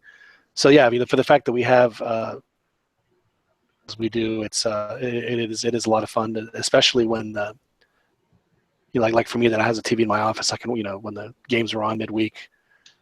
Was it last week or 2 weeks ago? There was league game, worldwide league games on. So there was games on from 9 o'clock in the morning all the way to midnight. It was fantastic, but it didn't always used to be like that.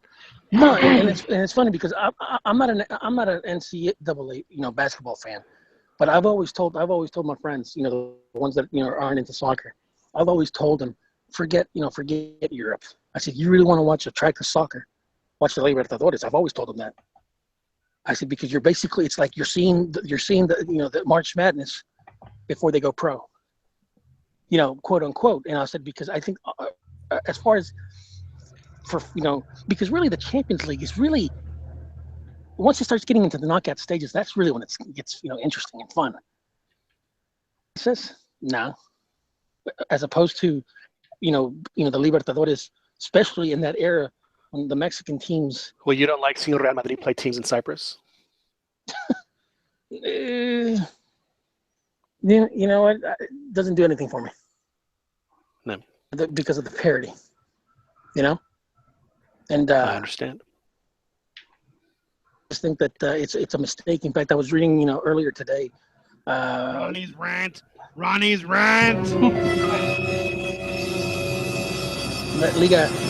Liga MX president. I don't know what we're yelling about. Liga MX president talking that they may send the under-20s, youth players to the Libertadores. That would actually be a good thing. Well, I was thinking, well, shit, maybe that'll be good because of what happened with the Olympics. We sent the youth team, and the next thing you know, they become Olympic champions, team level. But I just think it's a huge mistake. Honestly, when they have different day, they play on the same date, but there's no reason why. I mean, frankly, if it's a CONCACAF Champions, if you're in the knockouts, I get it. But I mean, in April, right? So you'll still be able to play Libertadores. So it's like they're almost. And again, I honestly believe that I don't know if they're going to be making those kinds of changes. I think that this is just that they're trying to leverage. It is, but they're negotiating about something, and they're probably because they cannot afford, nor would they want to, not have that revenue stream. It's just bad for business. You're and right. One thing that we can all agree on about South American directivos is that they really like money. Yeah. And officially, and they like getting it extra officially. Yeah. Well, just put this in perspective. To put this in perspective, John. Uruguay's got a population of 3 million. Population of Austin has 35 a million. population of 3 million. Yeah, so exactly. That's what, my point is. You're basically going to let go. You're going to let go of the Hispanics in the U.S. and not to mention the 120 million Mexicans in Mexico. It's stupid. But Yeah, you know what? it's, In a way, I cannot blame these. I can't blame these because for the most part, these damn new fans, these plastic fans that all, it's like, oh, I mean, they have their Real Madrid jerseys, they have their, Bayern Leverkusen jerseys and stuff like that. And I'm like, dude, you don't know what the hell you're missing, dude, with the Libertadores.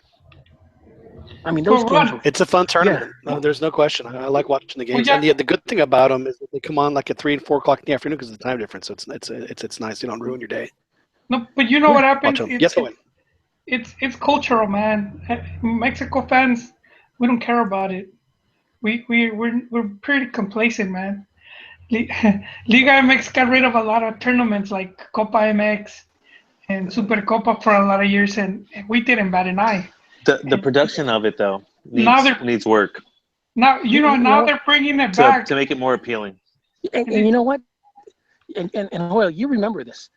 I mean, just to get into the tournament was a bitch for Mexico. I mean, there were so many backdoor deals that in fact, it wasn't even the Mexican Federation that did it. It was promoters. Yeah. But once the Mexican teams got in, once they got in, I mean, the amount of hula hoops and home field advantages or disadvantages. I mean, they would literally try to screw with the Mexican teams. From the stadiums, from logistics to this to that. And it's like, even when we were there, it's like we were still getting screwed over with the officials, with like, remember with Santos and their whole stadium. Sometimes they turn off hot water at the hotels. Yeah, shit like that. And it's like, well, speaking of advantages, one of the cambios they did do is Mexican teams can now play the final at home. Yeah. So they did give us that in their new changes. They threw Mexico a little bone. All right. So again, I think it's a big one, John, because we reached the final twice. 3 times. And 3 times. That's a good point by Ronnie, but three times with because I think Chivas, Cruz Azul, and Tigres. Oh, that's right. I was forgetting about Tigres. Tigres really dropped the ball. Anyways. Yeah, 3 times and all 3 times. Yeah. But I mean, hey, that's 3 finals that they reached. 3 finals that they reached in Libertadores. 3 finals that they reached in Sudamericana.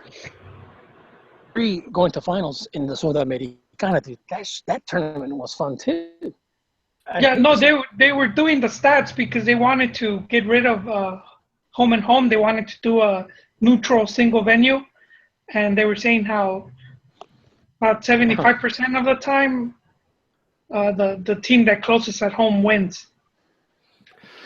It wouldn't surprise me, and we'll put a button on this topic here, if Copa America was at least the financial success, having it here in the States, that they have a tournament.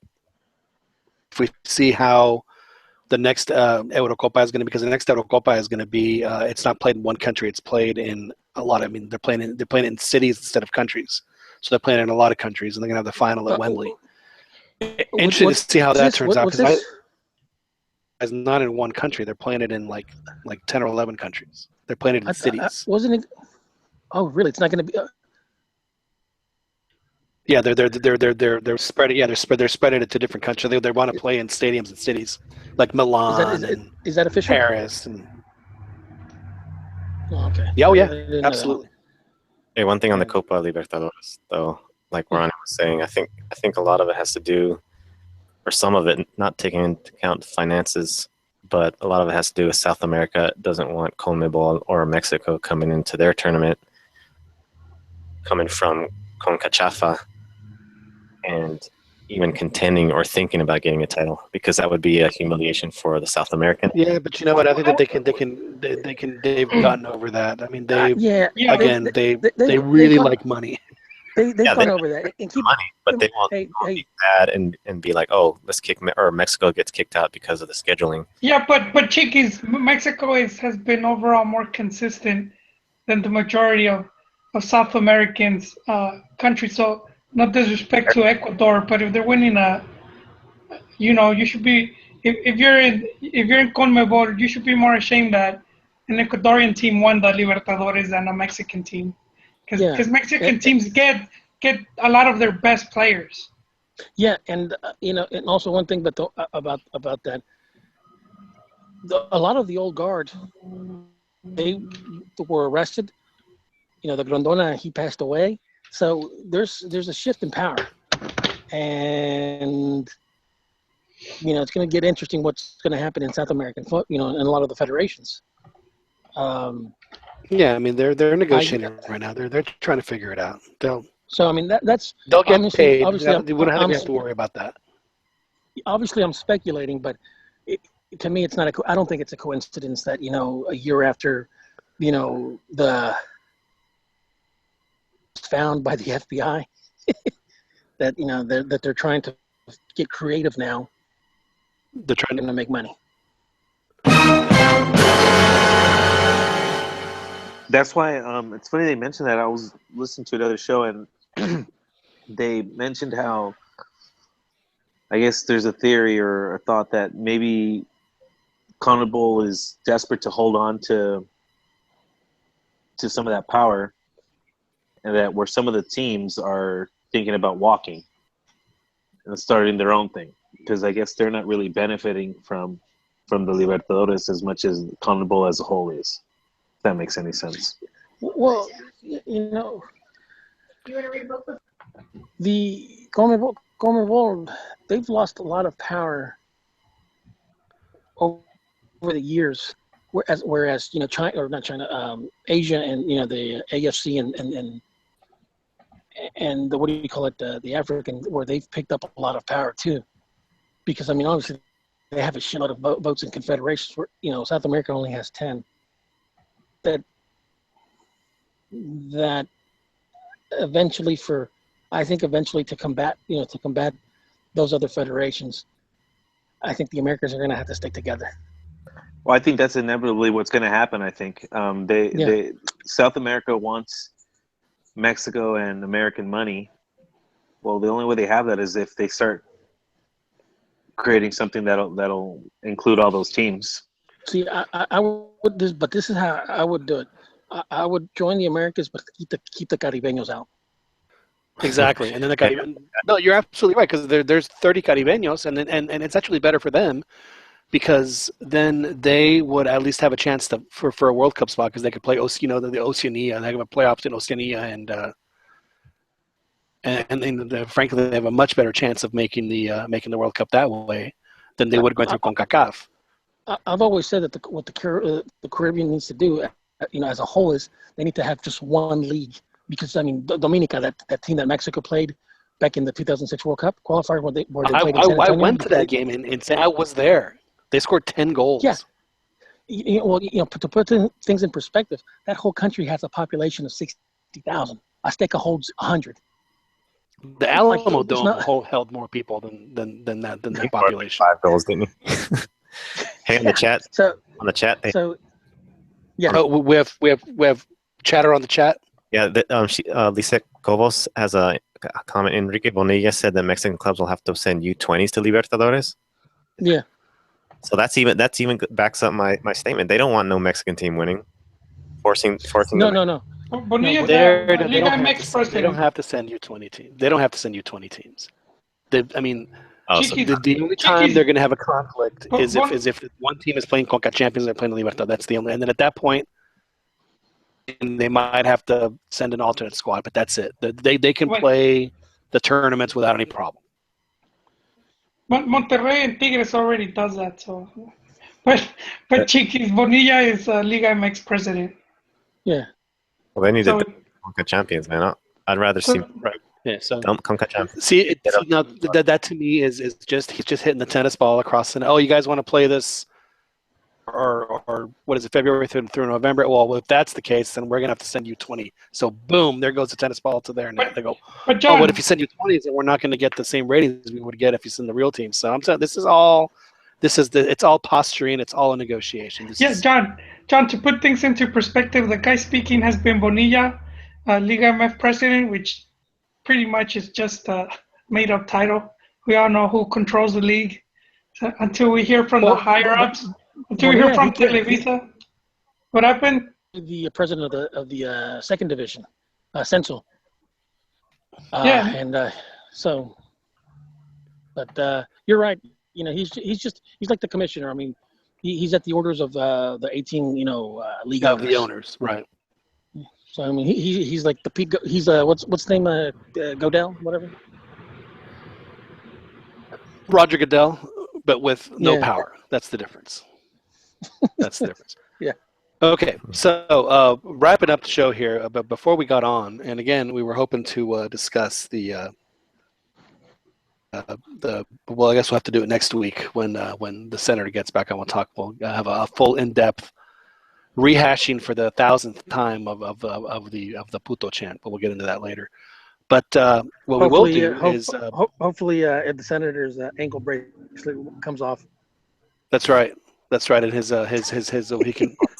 I think he's only allowed to access the internet from 6 a.m. to 6 p.m. So, regardless. But before we got on, we thought we were discussing certain players, and I thought it'd be a really good topic. And I don't want to like put people in the thing or anything like that. But I've always thought it was interesting to see how how certain guys' careers played out, and then they ended up showing a whole bunch of promise. They didn't make it to the national team, etc. But for one reason or another, it just things don't necessarily work out for them on the let's just say on the national team. Even if they played on there for a while. Guys, whether it was injury or just they precipitously or whatever it was, who would you consider? I don't want to call them disappointments, but I'll use the word disappointment. Players that just you thought were going to be just terrific, and then just didn't happen for them for whatever. There were a couple of guys that came to mind immediately. Where one was David Patiño, who I thought was just absolutely terrific. Just those qualifiers back in 93, 94, when they played at the Azteca and the place was just buzzing. I don't know if you guys remember that or not. I don't know if you're old enough or not, but he was. I mean, he was Mr. Everything on that team. I mean, he controlled that team so well, and then he has a terrible. I can't remember if it was an ankle or knee injury. It was never the same since, and he just, it just was not the same player. Obviously, after that. So that was one. The other one was Gio Lozano. So those are my two. Ronnie, who do you have as players that you're like, oh man, if this guy would have just fulfilled his potential, he'd have been terrific. A lot of the players that were on the 1999 Winnipeg team, Chuy Mendoza, Cesarino Victorino, Pumas. What's his name? Gonzalez. What's his name? Golazo against Argentina. What's his name? Luisito Gonzalez, I think. But you know what I'm talking about, right? Small guy. Yeah. Wait, you're talking about Loco Garcia from Atlas? No, not him. He was from Pumas. He was Pumas. Last name Gonzalez. I think it's like El Gonzo Gonzalez. I think that's what they called him. That name sounds familiar. I don't remember. Gonzo Pineda. No, not him. No, I don't remember Gonzo. No, they had a guy. I don't know if you remember, Chiquis. Zurdo Morales, who was just every time when he was healthy was outstanding, and then he'd break his ankles, and then he would never play again. It's like, oh, really good. Anyway, I'm sorry. So those are the guys, Ronnie, the 1919. Well, yeah, Diego Martinez. To me, Lucho Perez. I thought he was just or another guy that I thought was just really damn good club player, but just for the national team, he always sucked. And he was a consentido of La Volpe, Israel Lopez. Him and Cuauhtémoc Blanco always used to go at it, and Cuauhtémoc always used to call him El Enano de Dos Metros. La Volpe had a bunch of ones. He had him and Jerry Galindo and kicker. What's the guy from Santos, the penalty kick guy? Piti Altamirano. No. Well, him too, but the El Chapo. Is that it? Chapo Montes. No, You know- the guy who always takes penalty kicks for Santos. Dan, help me out. Yeah, that's him. He was a Chivas guy, wasn't he? Well, yeah, Santos now. It was like the Chapo Sanchez. I can't remember what the guy's name was. Yeah. My guy is Who he's on. Renato Medina. The guy, I know, the guy that I thought was going to be a badass on the national team was Paco Torres. And then obviously he's had a pretty good career as a journeyman, but I thought he was destined for greatness on the national team. Been great. Leandro Augusto. They should have naturalized him earlier. I know who Joel's going to say. He's going to say Roberto Nurse and Eduardo Isella. No. I know where you're going, Ron. I know where you're going with this. Where am I going? Roberto Nurse. I'd rather not. No, you know who are my takes? Piti Altamirano, who actually had a short stint in Europe in Serie A. He could have been the Layun from back then. And Juan Pablo Loco Garcia, he had that one good season with when Atlas had that Brazilian Robert. And they would just destroy teams. And he had a falling out with Atlas because he wanted his contract. Very similar to Pulido, kind of similar. But he came to MLS and he was with Chivas USA. And I was covering the team at the time. And so I remember one day the press officer tells us there's some scouts from PSV. And dude, he had the worst game ever, man. Just the worst. Nothing could come out right. And the coach was Bradley. Coach was actually Bob Bradley, and Juan Pablo Rodriguez. Sorry, so that was the guy's name. Yeah. La Volpe consentido. And, well, speaking of, you know who was another. Wait, I'm not done with my story. What? Sorry. Culeros. So this dude, he had like the worst game ever at the worst time, and I remember when they're subbing him out because the coach held on to him a lot longer, and he basically gave the gesture to Bradley, dude, the hand gesture, the Mother's Day. Fingers bent. I don't know, the kind of like throw your hand up. It's like kind of reminder for Mother's Day. I hope your mother has shingles. That one. That one, dude. And I was like, oh man, this dude just whatever chance he had, he just ruined it right there, man. Yeah, I remember him. For him too, and he went somewhere. Didn't he go to Tigres or something after that? Yeah, but he never made the team, and he ended up he's somewhere in Liga de Ascenso, so I don't know what happened to him. But he's on the chat we have, and it was Chato Chato mentioned. John Chato. Thank you, Chato. Oh, that was close. Someone on the chat mentioned Chaton Enriquez, and frankly, I think that's Bill Menn who mentioned that. He's right, man. Chaton, that leadership void you were talking about, Dan. It would be if Chaton would have fulfilled his destiny, the role that they had for him. He would be if he would have continued, he'd be the national team captain right now. Yeah, but easily. I think weren't you following him too on Instagram, Beto? He was a bit of a spiffy guy, wasn't he? Well, Chaton, every time he lets his hair grow, he has problem. He just needs to just play, just be bald and proud. Be bald and proud. Dan, who? What player do you think of? Like, oh man, this guy. Hold on, I got another player, John. Oh yeah, wait, one more player. Go ahead. From Chivas, Nava. Jesus Nava. No, Alejandro Nava. The Chivas, I remember Chivas was hyping him up a lot because of the whole '99 generation, and he what do you call it? He basically it was Nava. He was supposed to be Chivas' forward, and then out of nowhere came this lazy guy. What's his name? Omar Bravo. He came in and Why you gotta be mean, dude? with a lazy eye. He could be Mr. Chiva with a lazy eye. Man, you're going way back, Ronnie. You Is got that a even good possible? memory. Is that even possible? Hey, I heard. But hey, Dan. But his eye collects unemployment though. But only 6 months at a time. Then you got to reapply. You got to reapply after those 6 months. Yeah. No, but Dan, is there any player that you can think of, Dan, that has wondering, whoa, what if?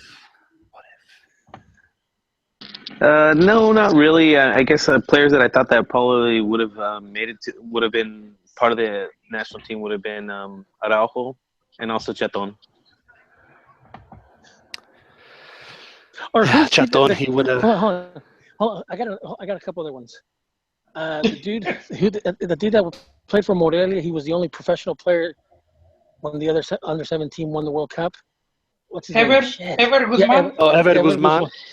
Landin also. Yeah. And Villaluz also, but only because he just had that awful concussion. It just was never the same. How about El Cata? He's still playing around. Yeah, he's actually done pretty. Up. Yeah. My main guy would be Renato Medina. That dude was fast. He had good ball control. Oh, you know what, Chiquis? I was actually in Mexico when he got injured. He was playing against Irapuato, and the dude did a taponazo, man. He came to hit the ball like really hard, and the dude just planted his leg firm. And you know what the sad thing about Medina is for me is that he finally, in the lead up to South Africa, starts playing well and he's scoring goals even. This guy could be be interesting because we always knew what he could do, and then he didn't play a minute in the World Cup. It's like yet another one of Vasco's baffling decisions. The one guy who's playing well and you don't play him. Well, another one that failed to live up to their expectations, and both of them, with America, El Mori Mosqueda. Yeah, Rookie of the year. He won Rookie of the Year. I mean, the guy. I mean, he was a hell of a gambetero, dude. He was phenomenal with the ball. He made people look. He could score from anywhere. He was really talented. Pina Arellano as well, dude. Pina Arellano was actually rated higher than Chicharo, and they came out at the same time, and everyone was. They took a lot of these videos. You beat me to it. I was about to mention them. You know what? They took down some videos on YouTube. But the Mexican Messi. Yeah, they used to have comparison Messi Arellano videos. But you know what? After Mexico won the Gold Cup in 2011, and they played the U.S. again in Philadelphia in August. It was Jurgen's first game, and I don't know what he did to himself, but in the crease. I'll just say the instep of his shorts was a very unnatural color. It wasn't sweat. Oh, he was never the same after that. Never the same. So he played with a boner? I'm not sure what happened. I'm sorry. Did he play with a boner? No, I think he's talking about skin. He was playing with white shorts and. It looked like he sat on a plate of nachos. I'll just leave it at that. Oh, man.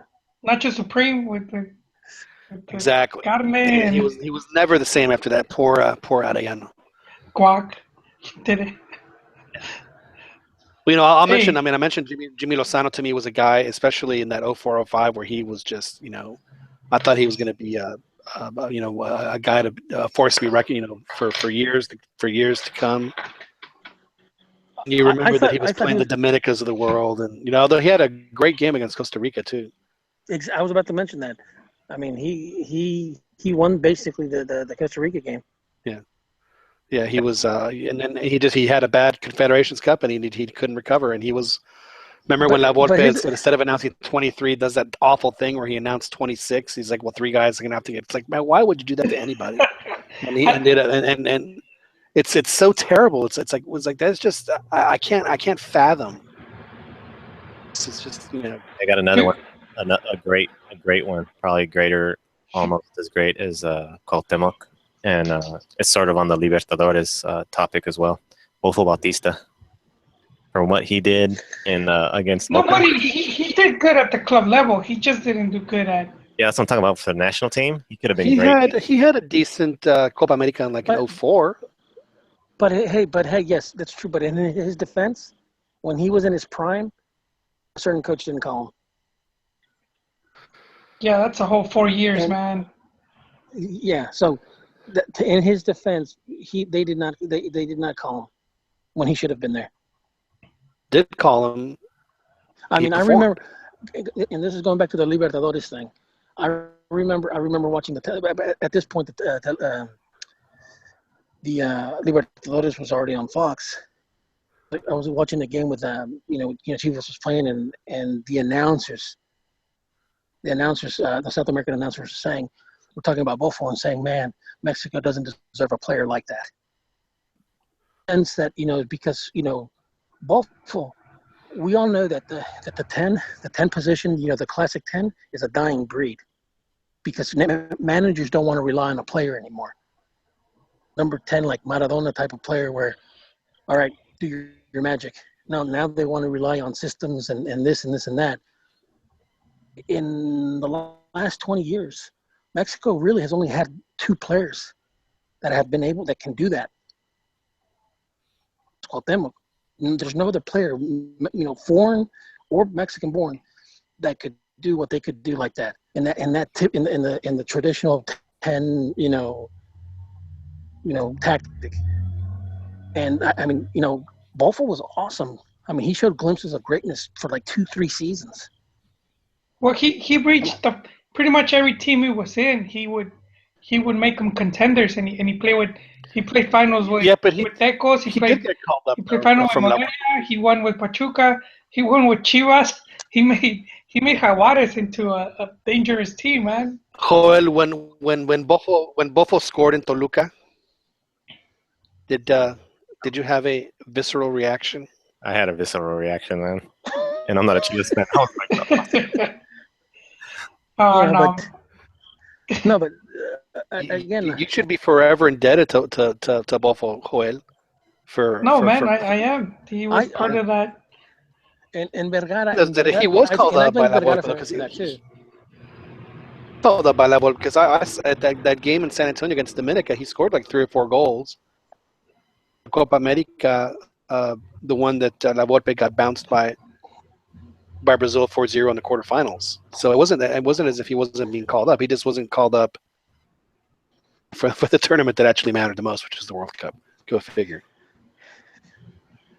But I have to admit, as far as Bofo goes, other people will always say, why was he on the team in South Africa? I thought what Aguirre did to put Bofo on the field against Argentina, I thought actually was, at least, he said, you've played really well against the Argentine teams your entire career, so why not? I never had a problem with that decision. Did it work out? No, but that wasn't the reason they lost the game.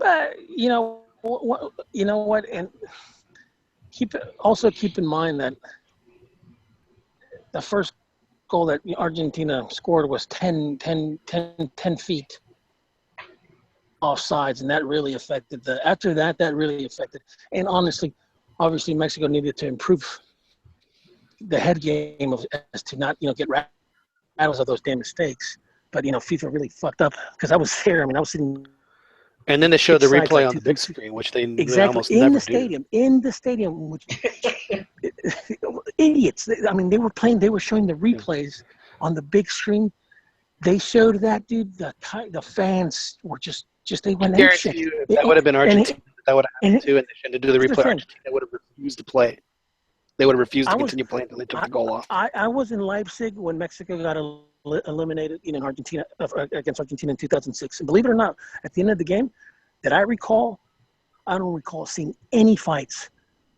And I remember a lot of our Argentines, dude. They were so happy that they won the game, and they couldn't believe how good Mexico played. But in the 2010, when I was in Soccer City and over there in Johannesburg, and after the game, I was watching fights all over the stadium, and I think it was just the frustration that a lot of the Mexico fans felt because they got screwed over. I mean, at least on 2 plays. It was just, it was a different, I think Mexico fans. Jarred something loose, Tiger. What's that? What? You really jarred something loose, Tiger. Yeah. But yeah. Well, yeah. So I never really had an issue with that. It was, and people say, well, he took Jonathan's spot. Well, he did, but they played different positions. So explain to me how Buffalo took Jonathan's spot. Jonathan's spot was taken by Israel Castro, or that's right, the Pumas guy who played for 15 minutes. So it goes to show you that just another one of Vasco's baffling. I mean, everything he did leading up to the World Cup was, and then he makes that decision, and then everything else he just like went temporarily insane, and made just one terrible decision after another in that World Cup. It was very, very strange, very un-Vasco-like, who apparently is John, an offer for Chicharito at his team over in the Emirates. Yes, hey, what? on Vasco's defense though, he had been away from Mexico for about a decade, and he had that dude. He didn't know the players. He had that dude. His assistant was Carrillo, man. Yeah. Capello Carrillo. In fact, Carrillo was begging him to take Gringo Castro and to start what's his name, Guardado.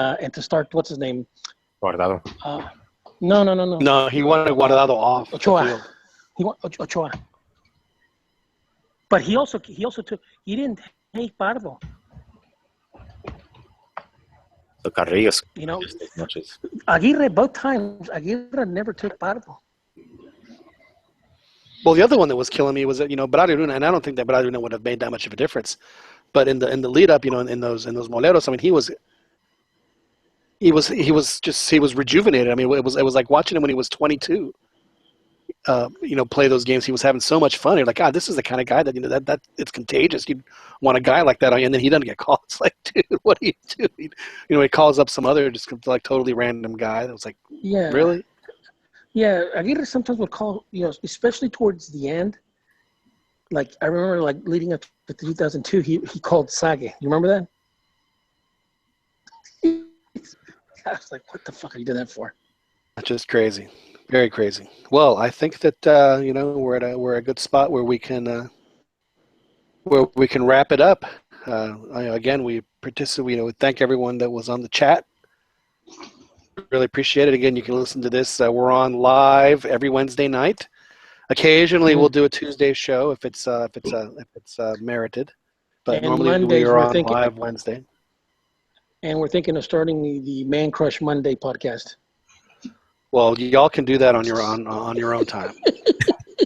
So is that going to be Chiqui's Instagram critiques? That's going to be the new Farundela segment that Joel doesn't do anymore. I'll post them in the chat. The Farandula, that's right. Joel is not our lavandero like he used to be. No, he was too busy. He got caught up finding the third gunman, and he never was able to find him. All right. That's one of those mysteries that Exactly right. Well, Joel, I know that you're not a lavandero, but I always try to at least the podcast with a smile on your face. So here's a little. Tienes el alma di bresciana, hueles a lepre rosa temprana.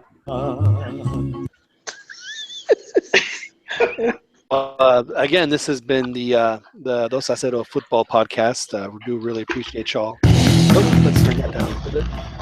Joining us this evening, again, live on YouTube every Wednesday night, around between 9 and 9:30 Central usually. We try and get on, and we'll talk from 90 minutes to 2 hours in most cases. Thanks for our new listeners. We really appreciate y'all tuning in, and tell your friends. And you can, of course, download this and other editions of the podcast on iTunes. Dan, thank you very much for joining us, as always. Pleasure all mine. And thank you very much once again for doing the setup and sending us all the information that we need in order for us to go going. So thank you for that. And we have a Facebook page, do we not? What is the URL? Is it facebook.com/Los Acero Podcast, or how does that? How does one reach the Facebook page? Does anybody know? We need to have one of our 10-year-olds on here to explain to us how to do that. We'll post a link. We'll post a link. All right, we'll post a link for that, and of course you can follow the podcast on Twitter, and you can follow most of us on the Twitter as well. So thank you very much, Joel. Thank you, sir. Are you looking forward to these moleros, or are you? Actually, I am. Yeah, you are. You see what? Hopefully things will work out. You never know. You know, I don't want bad things to happen. I'm just a realist. Just to observe players more than anything. Yeah, understand. Well, thank you for joining us.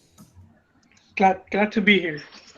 And Ronnie, I know you hopped on a little late, but your insight is always valued and treasured. So thank you very much for joining us, Ronnie, as always. Thank you, guys. Well, my name is John Jagu. This has been the Los Acero Football Podcast. Really appreciate it. We will be on next week. We'll obviously discuss the 2 games that Mexico has with New Zealand and Nashville, and then again with Panama in Chicago. And of course, we'll jump into some other topics as well. We did not talk too much Chivas this time, so we'll talk a little more Chivas next week as we get into that. But thank you again very much for joining us. Really appreciate it. You guys have a wonderful rest of your week, and we'll talk to you guys again next week. Thank you. Escúchame, hijo. Me gustaría que regresáramos a vivir a México. What you talking about, Dad? I don't want to go back to Mexico. No way, Dad.